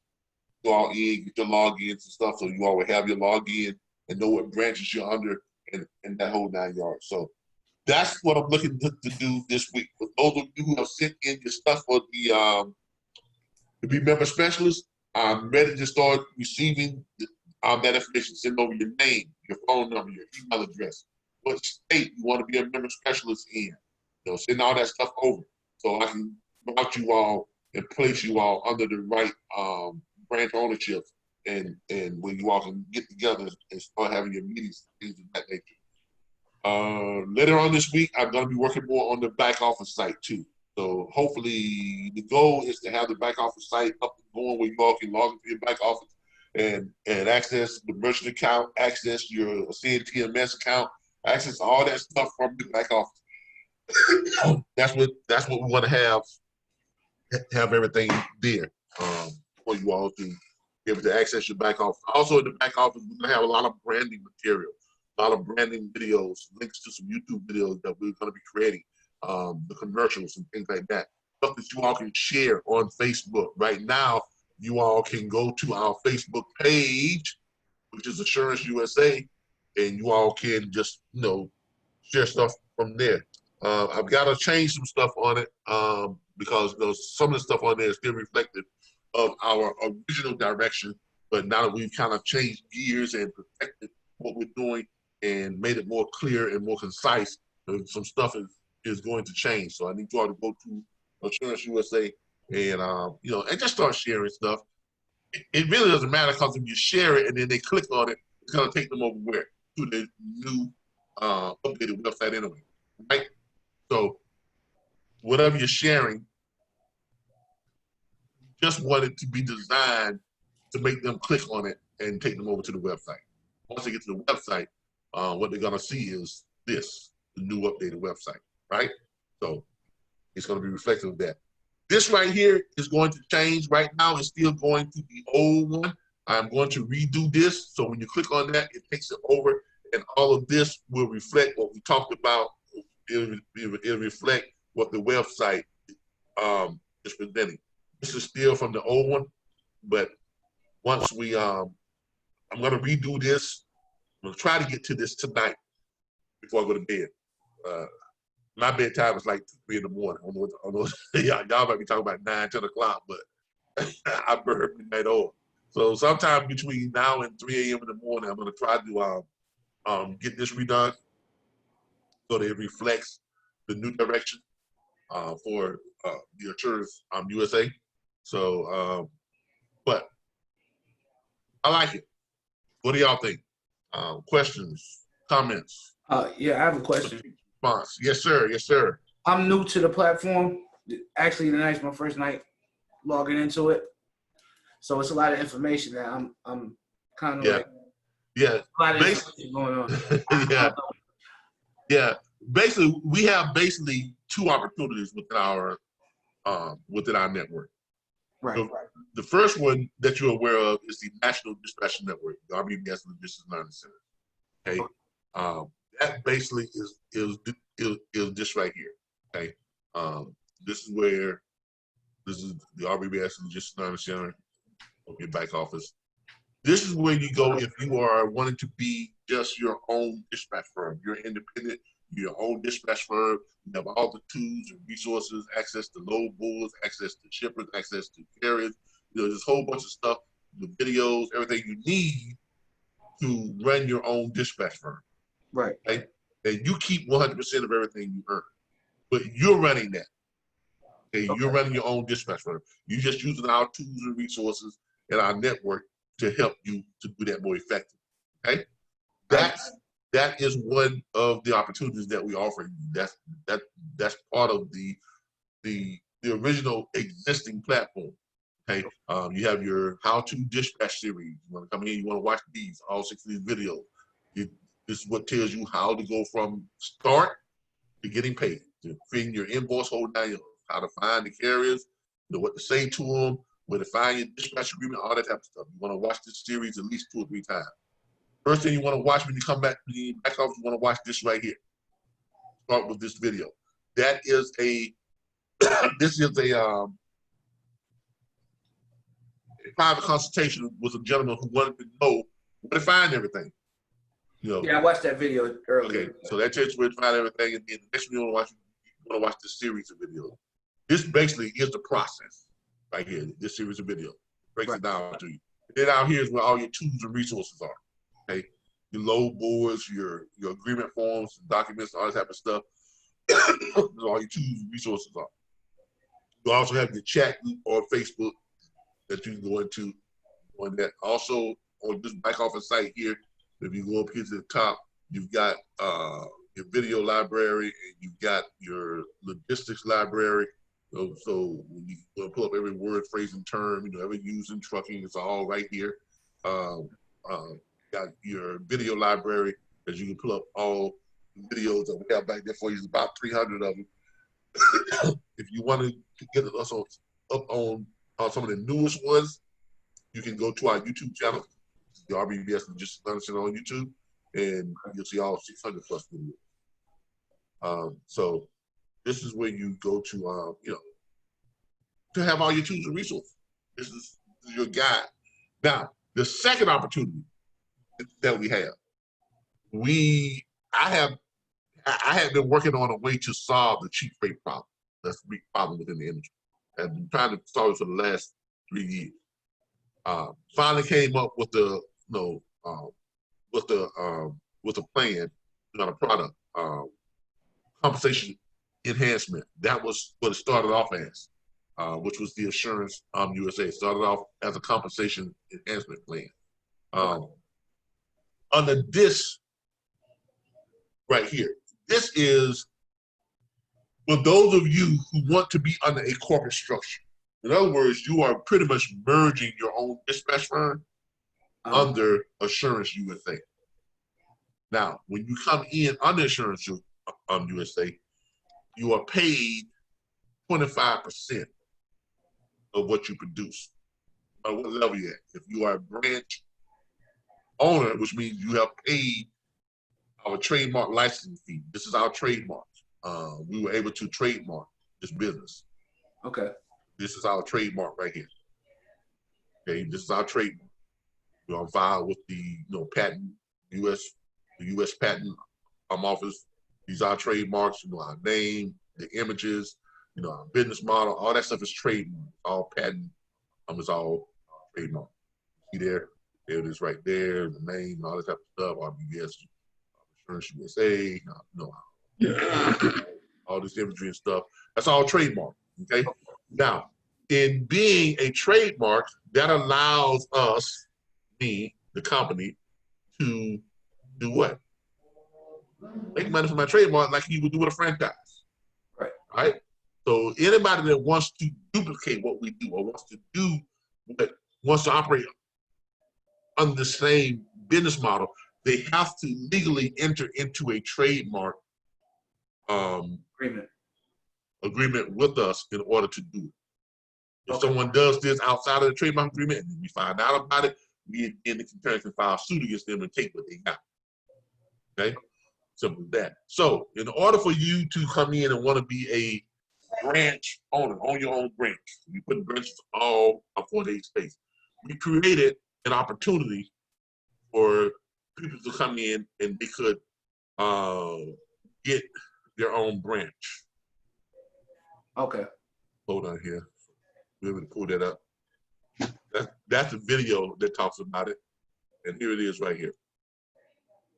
This is the opportunity, basically. Okay. And basically what it is when you come in and you have two ways that you can operate under our corporate structure. You can operate as a branch owner, or you can operate as a member specialist. Okay. It doesn't cost anything to be a member specialist. You just have to agree to operate under our guidelines and adhere to our, regulation terms and doing all that type of stuff. To be a branch owner, however, there's an investment involved. You are operating a full-fledged branch. It's much like you operating your own, a franchise under a corporate umbrella structure. So if you want to be a branch owner, which we have here under agencies, branches get 25% of the fees that we charge to the owner operator. They pay a flat monthly fee of $1,000 per month or $250. Either way, it's $1,000 per month. After the first year, that it drops down to $633 per month. Okay, so that's how we save on operators' money, having a flat dispatch. Now, here's what happens. What that flat fee, what that $1,000 per month does is this. Every owner operator that's signing up with us, they're paying $1,000 per month, but essentially they're paying $10,000 for their enrollment fee. We're just taking it 1 month at a time. We're not taking it all at once. Now, they can pay it all at once if they want to. Right. And if they do that, that's going to be more money up front for the branch and for the member specialist. So let's say you are a branch and you want to get in on this in a big way and own your own branch. Branches receive 25% commission directly from the money that is generated through Assurance USA. What that means is this. When a owner-operator comes in, they're paying $1,000 per month. That branch owner or branch owners get 25% of that $1,000 each month. That's $250 per month. They're signing up 10 owner-operators per month. That's an average of what? $2,500 per month, right? Right. So let's say in January they sign up 10, right? And then in February they're collecting that $2,500 a month. In February they sign up 10, then they're collecting $5,000 per month. And then in March they sign up 10 more, then they're collecting $7,500 a month. In April they sign up 10. See how it works? Yeah, I understand. It's growing exponentially. Now, let's say the 10 they signed up in January, in October, which is the 10th month, right? Those 10 owner operators have now paid a total of $10,000. right? Right. Which is the what? The enrollment fee, right? Yes. So now that branch is going to get a bonus on that $10,000. That branch is now getting that 25% of the $10,000. So if you got 10 owner operators that pay $10,000, that means what? The branch is getting 25 grand. So they're getting 2,500 from each one of those what? 10 branches. That's 25 grand, right? Right. In October. In November, the ones that signed up in February, they paid their $10,000, so that branch gets another $25,000 on top of whatever they're at on their monthlies during that time. Right. See how it starts to just snowball? Yeah. You start to see that snowball effect. So basically what you're doing is, basically what you have is, by the time you get around to 10 months, you're at $25,000 per month on your what? Monthly residuals. And you'll start getting your $25,000 bonus on the year-end bonus. So you basically sitting at about $75,000. Exactly. You're sitting at $50,000 to $75,000 per month. And it's going up each and every month. You add more and more, you add more and more owner operators to the contracts. You see how that works. Now, yeah, I like it. Yeah, now in doing that, after about your second year, if you're retaining owner operators, doing what you're supposed to be doing, you're retaining the last year your owner operators, you're adding owner operators, you should be somewhere in the neighborhood of 2.7 million per month. Okay. By the time you reach your third year and grow. Now, over on the agency side, or I'm sorry, over on the member specialist side, you are working at the branch or working for the branch owner. Okay. Let's say you're signing up 10 owner operators, you're getting 25% of what the branch gets. Everything is predicated on 25%. Okay. Mm-hmm. You're getting 25% of what the branch gets. So when the branch is getting $2,500 for that owner operator that signed up, or $250 for that owner operator that signed up paying $1,000 a month, you're getting what? $67.50, right? Okay. You sign up 10, you're getting $670, something like that, right? Right. Per month, right? You sign up 10 the next month, you add that $675 to that previous $675. Now you're getting what? More than $1,400, right?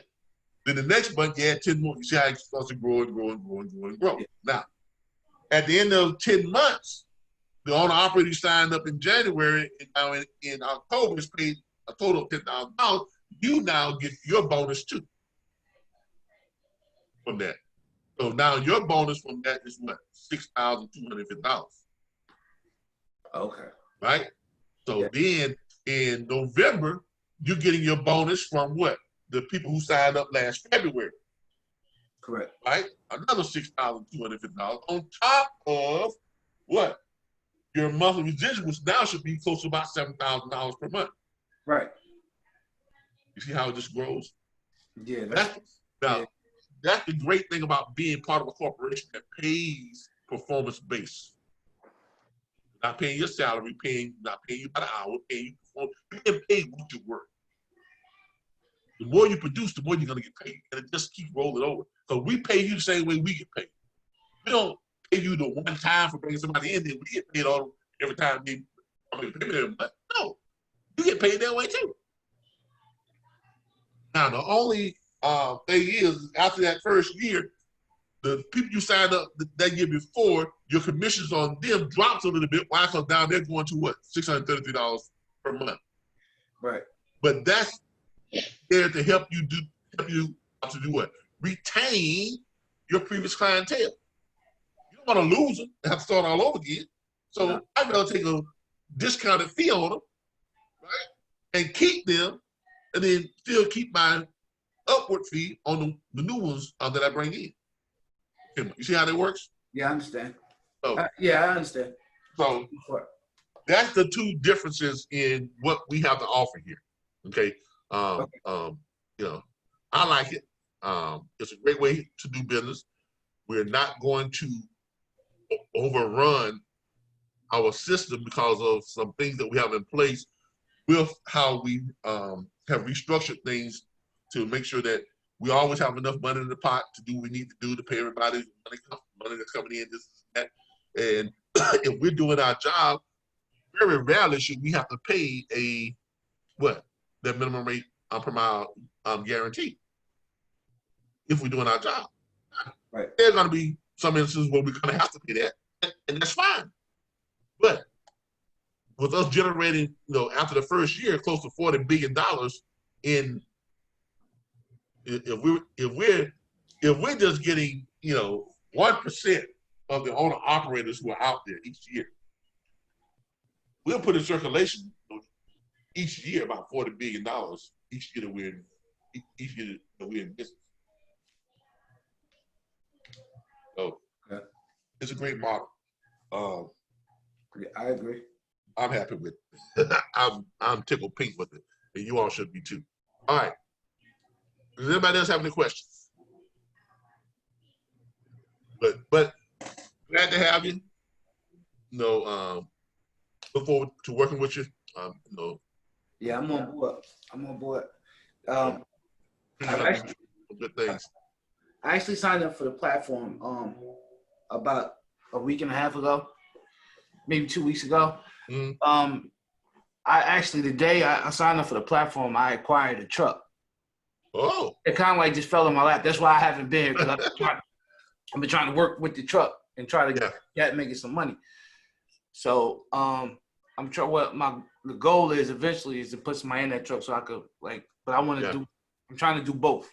So look, it's gonna get in be that chat group. Get in that Facebook chat group, because that's where you all help each other out. Okay. You help each other find loads. You all share loads. You all share, all types of stuff in that chat. Get in that chat group. Once we get all this stuff kind of going the way we want it, I'll be opening back up the private consultations, so you'll be able to schedule a private consult if you need some one-on-one help, things like that. Okay. But welcome. We hope you like the network. I hope it's everything you hoped it to be. I've been browsing the app, and I've been online. I've been studying some stuff. I've been looking at it. It's just right now. It's just so much going on. It's been hard to focus on one thing. Yeah, it's a lot. Yeah, we tend to throw a lot at people. They come in and they, whoa. Yeah. I didn't know it was all this. Well, that's a good thing though. You got a lot more than you bargained for. Right. We're all about creating opportunities, and that's our main focus. Because, like I tell everybody that comes in, I'm not here just to teach you how to book freight. I'm here to teach you how to become a logistics entrepreneur. Okay. Okay. Because we want you to know how to make money within the industry, no matter what you're doing in the industry. We want you to know how to get into the industry, how to spot problems, how to solve problems, and make money within the industry. Okay? That's our focus. Okay. That's what sets us aside from every other platform out there. Despite what some people are saying about us. I've done my homework, so I don't jump into anything I don't really look into. So yeah, that's good. I'm confident in. Yeah, that's good. All right. Questions, anybody? Questions, everybody? Anybody? Everybody? Question, Calvin. It's not a question, but I'll just let you know I did send you an email with my I sent it back to info at RBS Assurance USA. I sent it to you about the agreement, just to let you know. I don't. Whoa. RBS Assurance Usa. I don't know what that is. It's info at nocheapfreight.com. Yeah, that one. Okay. I was just looking at it on my phone. How do you? Yeah, you send it back to info at RBS Assurance USA. I ain't gonna get it. Oh, I did. I'm looking at the website, but I did. I just sent that back to you, and I sent back the signed agreement. I'm just letting you know so you can look out for it. All right.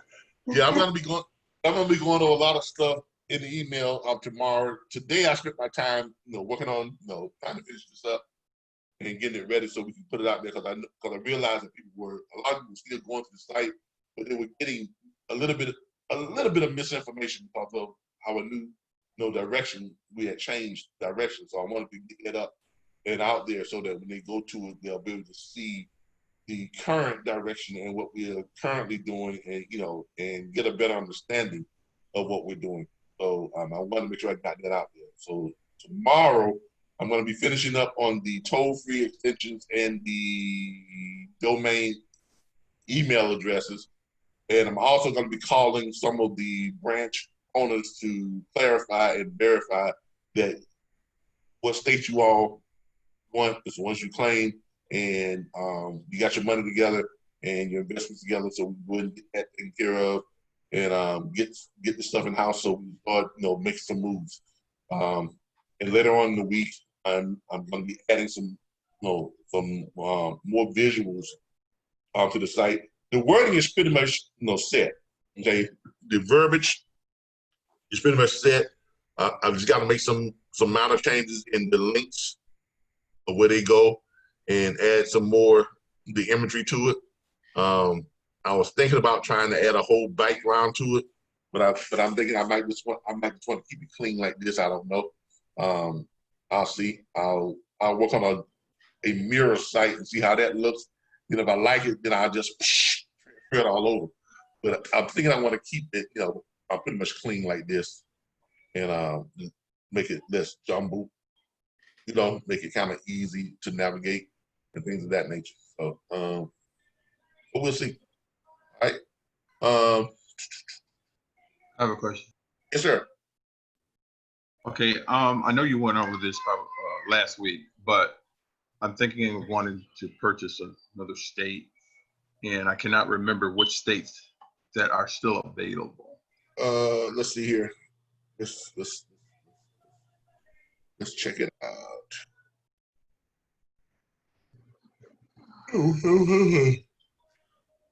Oh, excuse me.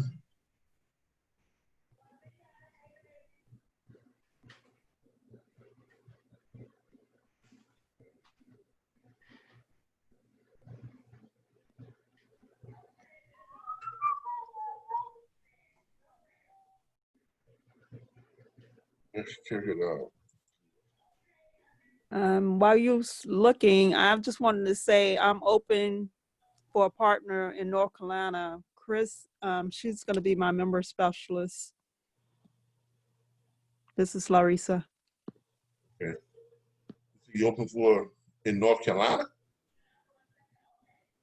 Yes, Chris had, she decided to be a member specialist. I spoke with her today. All right. So, Ms. Morning has decided to be a member specialist and not a owner in North Carolina. Is there a limit on owners per state? Huh? Is there a limit on owners per state? Yeah. It can only, we're only gonna do, if you're at the $5,000 level, there's only gonna be no more than 3. If you're at the $10,000 level, you can't have 4. Okay. But it's only gonna be 1 branch. Partnership. We're not having more, there's not gonna be more than 1 branch per state. Okay. You understand?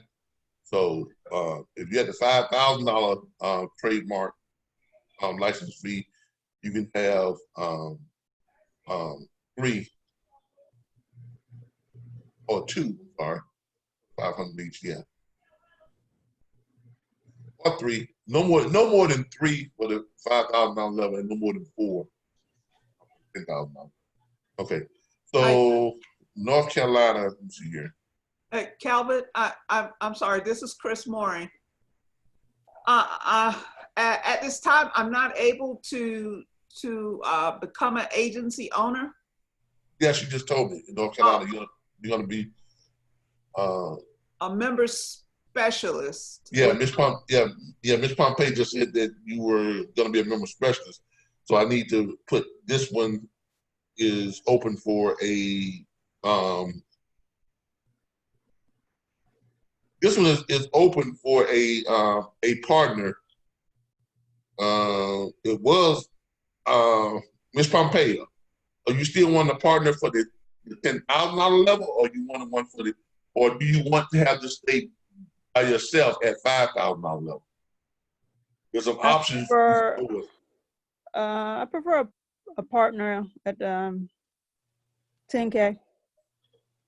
Okay, so you looking for a partner at the 10K level? Yes. Okay. So anybody that wants to partner with her, okay, she needs a partner at the 10K level. As of right now, you know, she's got half that. So you all will have, if it's 3 more partners, y'all no, break that 5K up into 3. If it's 2 more partners, it's 2,500 each. If it's 1 more partner, it's 5K. Y'all got it? Right. All right. Because right now she will be getting 50% of the revenue from that state. Okay, she will be getting 50% of the revenue. So the other 50% is up for grab. Or if she decided she wanted to, she could drop that down to just a 5K state and get 100% of the revenue, but her monthly fees would be higher. So I can see why she would want to get a partner in that would lessen her percentage on the trademark usage fee and the percentage. So, And when will those start kicking in? Have you ever decided when those will we've got to have, well, there are 3 schedules. The first schedule is when we got to have the money in house by the 29th of this month. We're launching on 4th of July. You all who are branch owners won't start paying out your usage fee agreements, don't kick in until 90 days after we launch.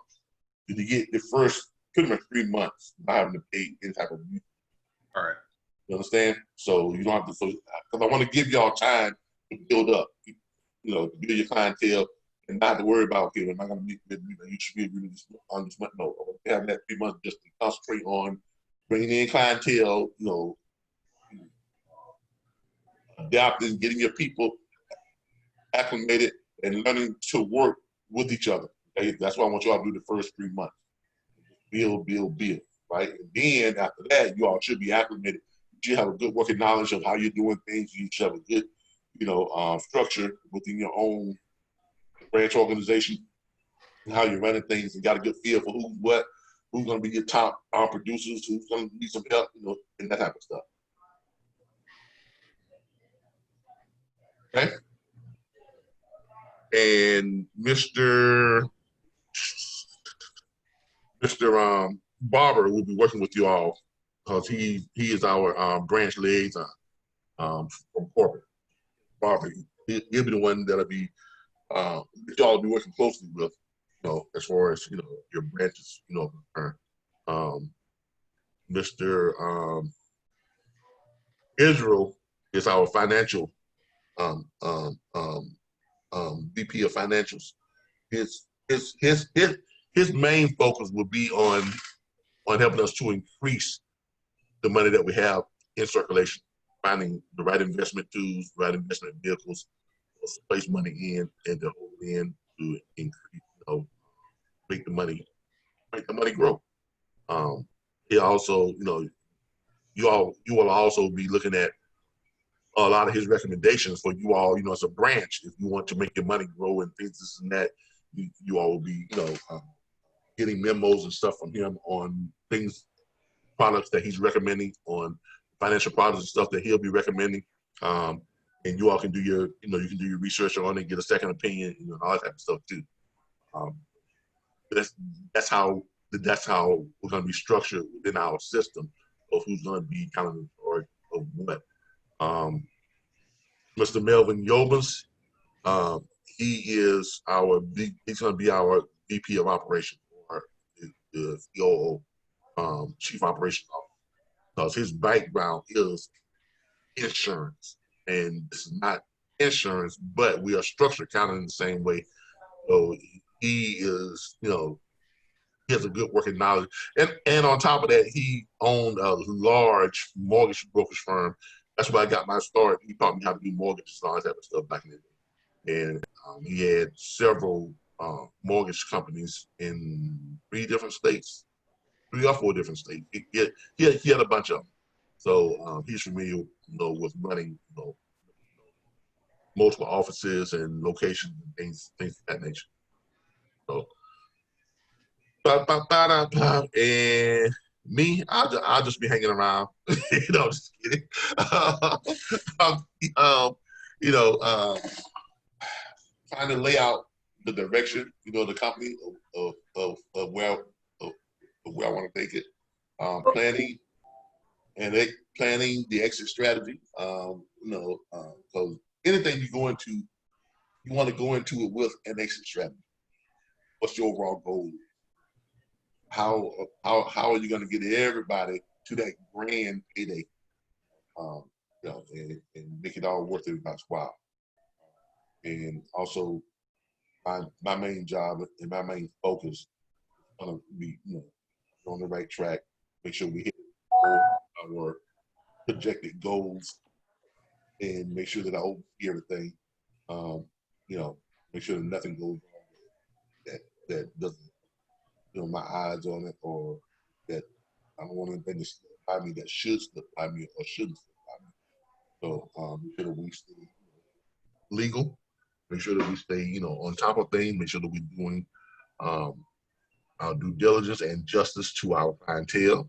Make sure that we're, and when I say our clientele, I'm not talking about just owner operators, brokers, and shippers. They're as much our clientele as the brokers, as the owner operators are. The factoring company, they're also our clientele. Bonuses from all we get 25% commissions from the factory. So these are all our clientele. So we got to make sure that we are servicing them all, and make sure that we are, make sure that they're all making money. That's our job.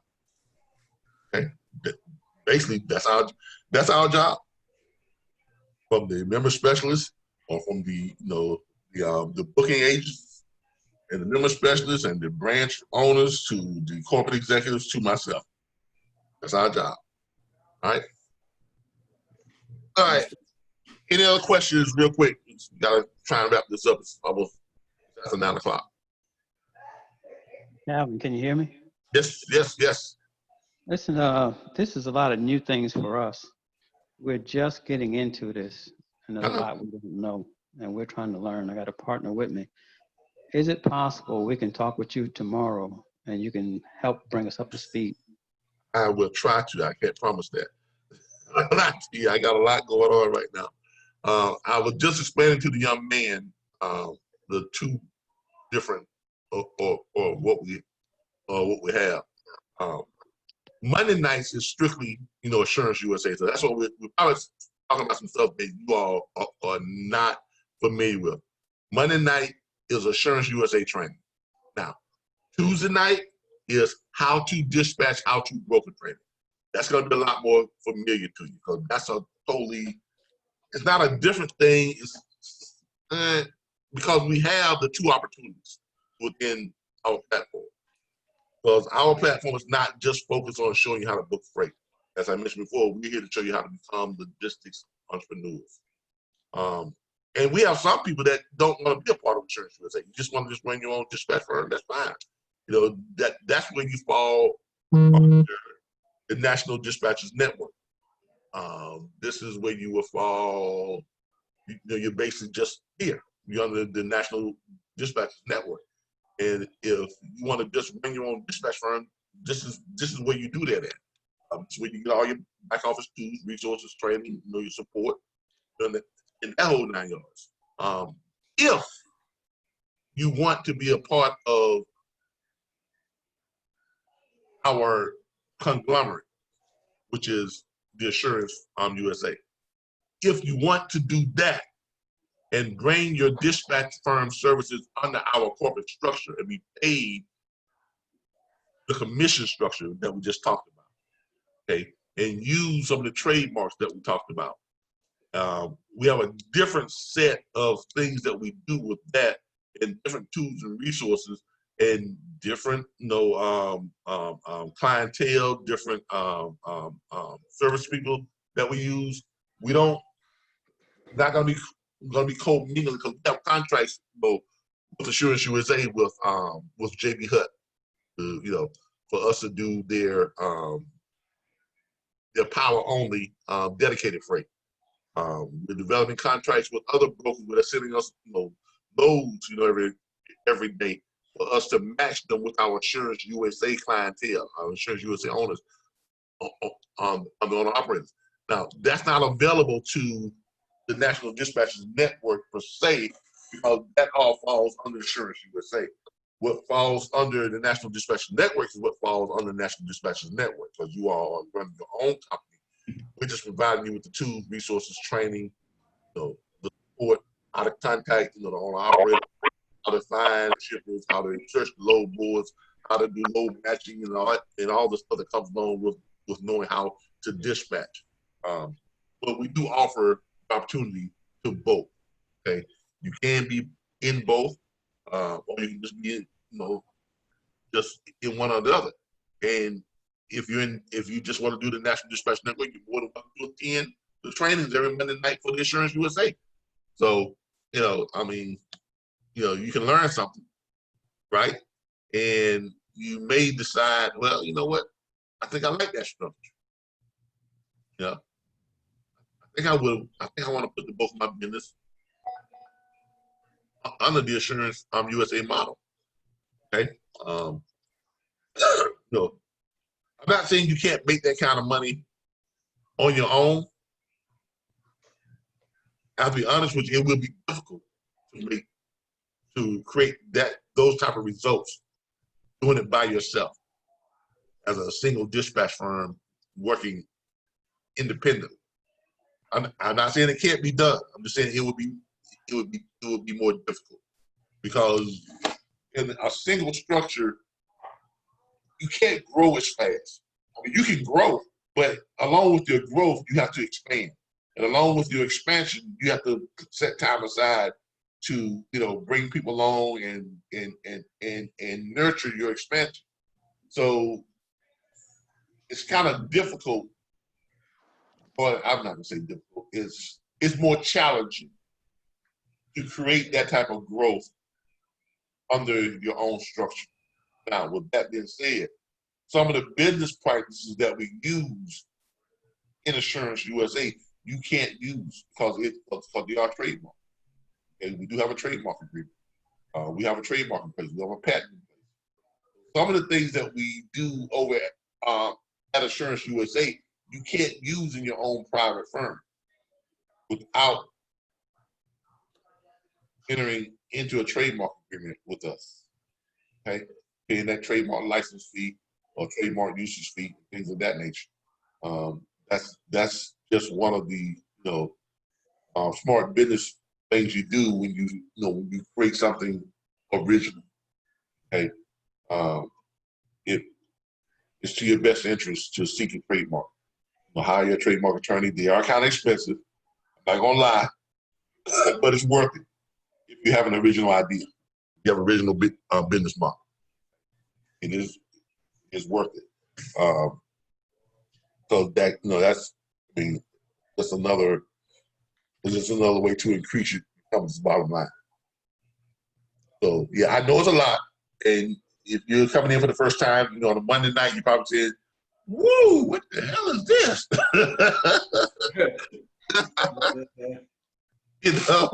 I didn't expect all this. But this is just our Monday night training, so we dedicate this to the Assurance USA. And then Tuesday nights is how to dispatch, how to broker training. And Wednesday night is Q&A. That's Q&A for everything that we do. You want to ask questions about dispatch, fine. Ask questions about Assurance USA, that's fine. So Wednesday night is all Q&A. And Saturdays is one or the other. Every other Saturday, we have one or the other. One Saturday, we have the Six Figures Booking Freight from Home show. Next Saturday, we have the Assurance USA training on Saturday. So it flip-flops, on Saturday. So. Do you have branch owners in Louisiana? I'm sorry? Do we have a branch in Louisiana? I don't think that we do. So the fee is either $5,000 or $10,000. Yeah, there is a. All right, hold on. Let me pull this up again. All right, there are two. Oh, hold up, right one. No.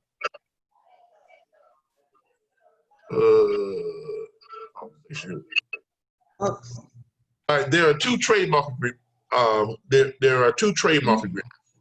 Okay, you can enter.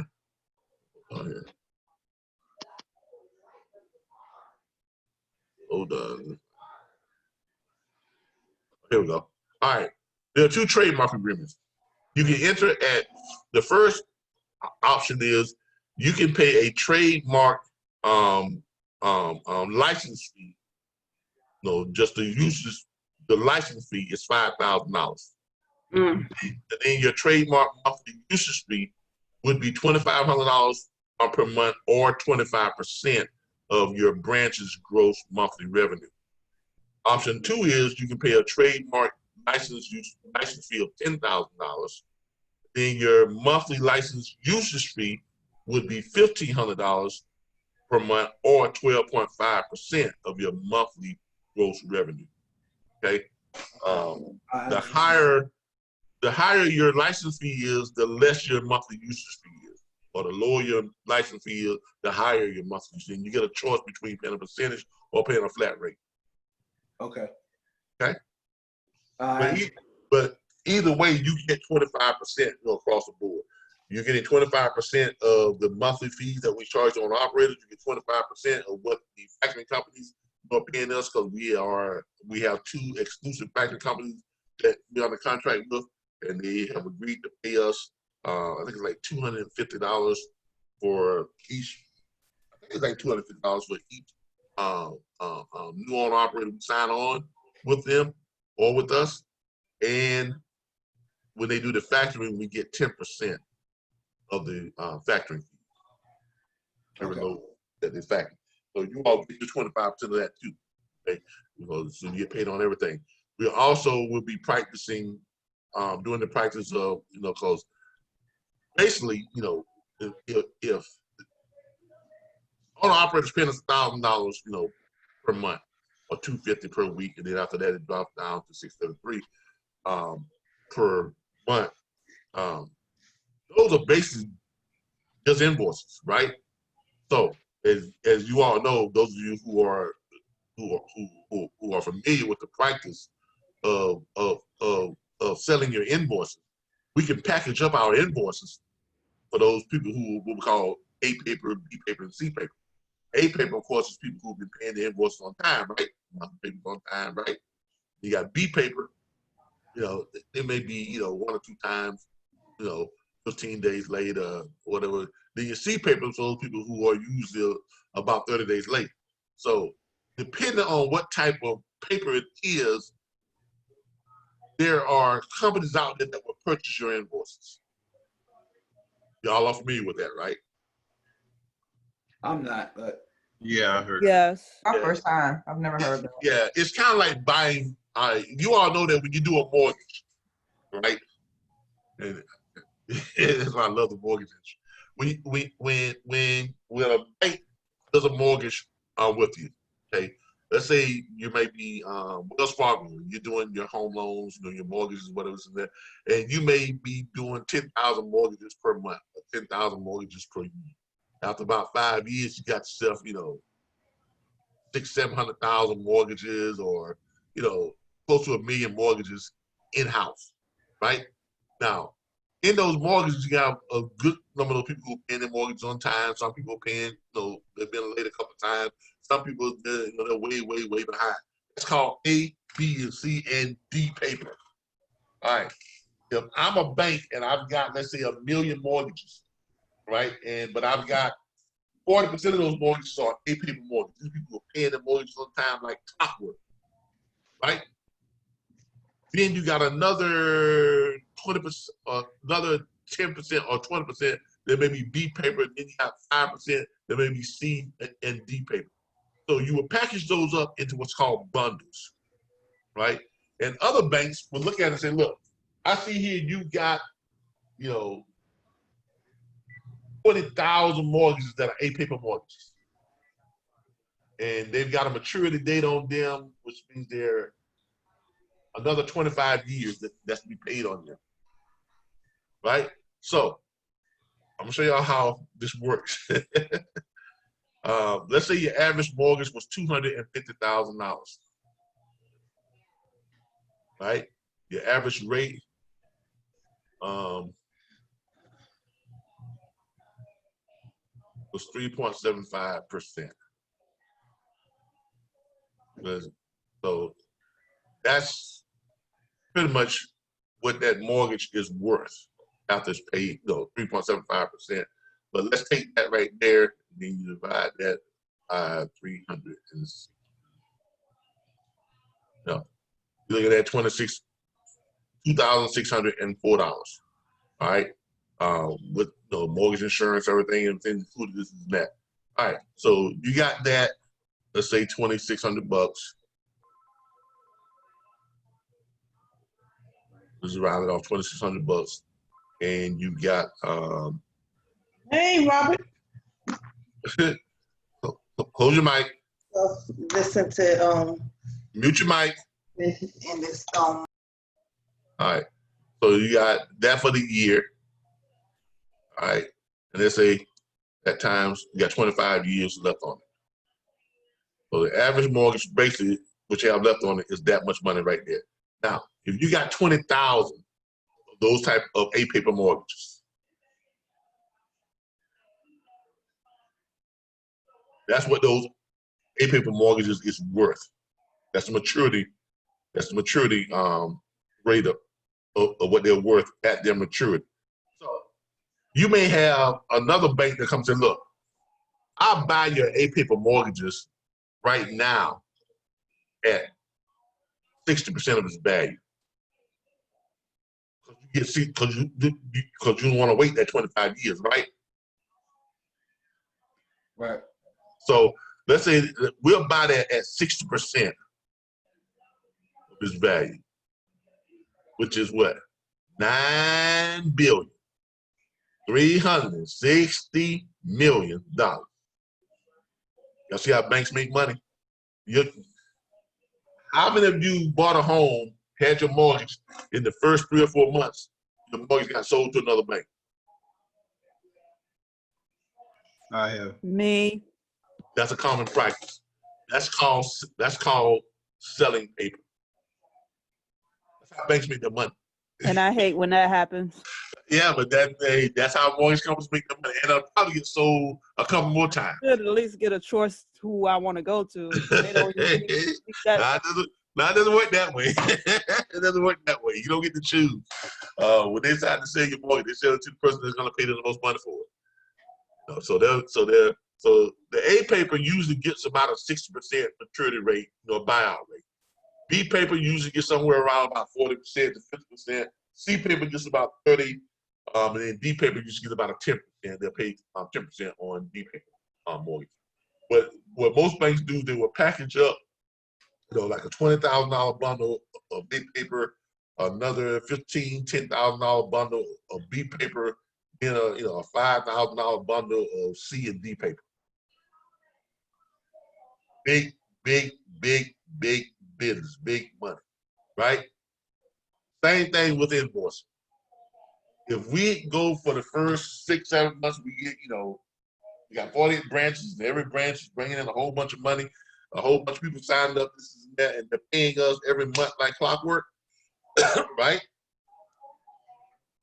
Companies will offer us to buy our, they'll offer to buy our invoices, buy our paper. Basically, they're buying our monthly payments instead of us getting it being paid monthly. They'll buy it at a 60% or 40%, whatever it is, and we get a lump sum cash amount, right? And now those payments start going to them, right? Right? Profit, yeah. Yeah. Now, in this type of industry, two things can happen. They can buy our paper and we agree to continue to service them, which we'll dispatch to them. If they're doing it that way, they got to buy our paper at a higher rate. They can't just pay 60, they got to pay about 70 to 80%. So we're still going to be doing the service, right? Right. Or they can buy the full filtration of the paper and not just get the paper, but they get the paper and then they are going to be responsible for providing the service, which means they've got another dispatch firm or something, or they got in the house. Or they're a company that does that or whatever is that, and they just buy the whole, they buy it, and then they, and those companies will pay anywhere from 50 to 60 to 65%, okay, of what the value of the paper is for its maturity rate. Okay, in this case, since we don't have an end date on the dispatching, you kind of go what the industry norm is, all right? So, which would be about between 5 and 10 years. So they calculate that out, what it costs, 5, 10 years, what you must pay this and that. We'll pay you this much money. Now, if we do that, or when we do that with some of those companies, when we do that, the percentage of a branch whose invoices got sold, guess what? You're gonna get a bonus check. Or you're gonna get because remember, you're still getting your what? 25%, right? Right. So if your branch had, let's say, 1,000 invoices in with that lump of 20,000 invoices that we had to sell, right? You're gonna get your commission, your 25% of what your 1,000 invoices brought. Got it? For the most part, I understand. All right. It's kind of complicated, but it's not really. But you got to hear it a few times to really grasp the whole. Yeah. But yeah, I mean, it woke me up. When I started in the mortgage industry, and I started out with a company called UC Lending. It's now called Aegis Mortgage Corp. And they sent us down to New York, trained on Wall Street. We was there for about 6 weeks. Had a 6-week training program, great training program. You get to learn how you get to learn how money works, how money runs the world. You learn some interesting things on just how rates and interest rates and banks and money and how the world is predicated on just the selling of paper and the perceived value of things, not real intrinsic value, just perceived value. I mean, you'd be amazed. So the entire world's economy is not based on anything you can actually touch, put your hands on. It's based on the perception of what it's worth. Right. So, but that's how it all works. I mean, but that's how it all works. Okay, because it's all about controlling debt. Why is war such a big business? Does anybody want to take a stab at why war and conflict, among countries and society is such a big business? The banks, because they create debt, and if you're in a position to control that debt, you're in a position to control the world. You understand? Yeah, it makes sense. I mean, yeah, that's why debt. Who is ever in a position to control the debt? Really, you control everything. So, anyway, I'm just thinking out deep inside my head on some stuff that I'm, Hey, Calvin. Yeah. I remember you said something about affiliate. You was gonna get that. Yeah, I'm working on trying to get an affiliate link created. Can you explain to me what would that consist of? I'm an affiliate link. Is it your platform for the insurance, or us bringing people into your platform? What? It would be for Assurance USA. And you won't be able to be you can't be an affiliate and be a branch owner or a member specialist. Why? Because you can't. You're already being paid. That's like paying you twice off of the same thing. You're already being paid when you bring in your clientele, right? You're being paid a higher percentage. So if you were being paid the 25% of what the branch gets as a member specialist, then you're gonna get paid another what if you offer another 3% or whatever is gonna be offered on the affiliate side. That's not no. That's just paying out. It's you're starting to dig. But we got monthly fees we got to cover too. So not as a member specialist, not associated with insurance. A branch owner, I'm saying. I'm a branch Yeah. owner. I can bring people in. Exactly, but you're but you're making 25% directly as a branch owner. I mean, really? I mean, after 2 years, 2.7 billion. That's not a. I mean, per month. Yeah, I'm talking for the start. I understand, but for the start, you got 90 days. No, I got more than one branch. No, yeah, exactly. I got to give it to you. You an opportunist now. I am a risk taker, but I know a good thing when I see one. Yeah, but that's why we're giving y'all the 3 months, to build your foundation. Okay, so you're getting 90 days to build your foundation. We're not gonna make it to the point where you can just take real advantage by being an affiliate, this and this and this. No, the affiliate is for those people who are outside of our network who want to send us, clientele that's gonna help the member specialist, that's gonna help the branch, that's gonna help corporate. So it's basically like a referral fee. Yeah, that's all it is. It's just a bird dog fee, like a bird dog or referral fee. But it's going to be, I'm still trying to decide if that's going to be a residual one or not. Okay. If I decide to make it a one-time fee, it'll be a little bit higher. If I decide to make it a residual fee, it will be considerably less. Okay. Right. So it may be some.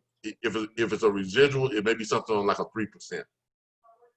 Okay, and then it pays 3% every month that they pay or 2.5%, or it's 3%, and then it pays 1.5% every month, something like that. If it's a one-time fee, maybe as high as 10%. One-time fee, bam, whatever the case may be. So, but affiliateships are generally they're not very high paying. I mean, I started my first businesses when I was at the homeless shelter were all affiliate-based programs. Everything from my very first business from the homeless shelter was a company called CSC, Consumer Services Centers of North America. And basically it was just a bunch of affiliate program. I had an affiliate with the city of Tallahassee to help people get the utilities turned on. With Comcast cable, to get the cable. Had affiliates with T-Mobile, Netflix. What's the other one? Not Netflix. There was one called what was that phone service? It's out of business now, but they used to have the walkie-talkie phones. Nextel, right? Motorola had them too. Nextel was Nextel. Yeah, Nextel, Motorola. That was Nextel, Motorola. Nextel had a chart phone. Yeah, but I had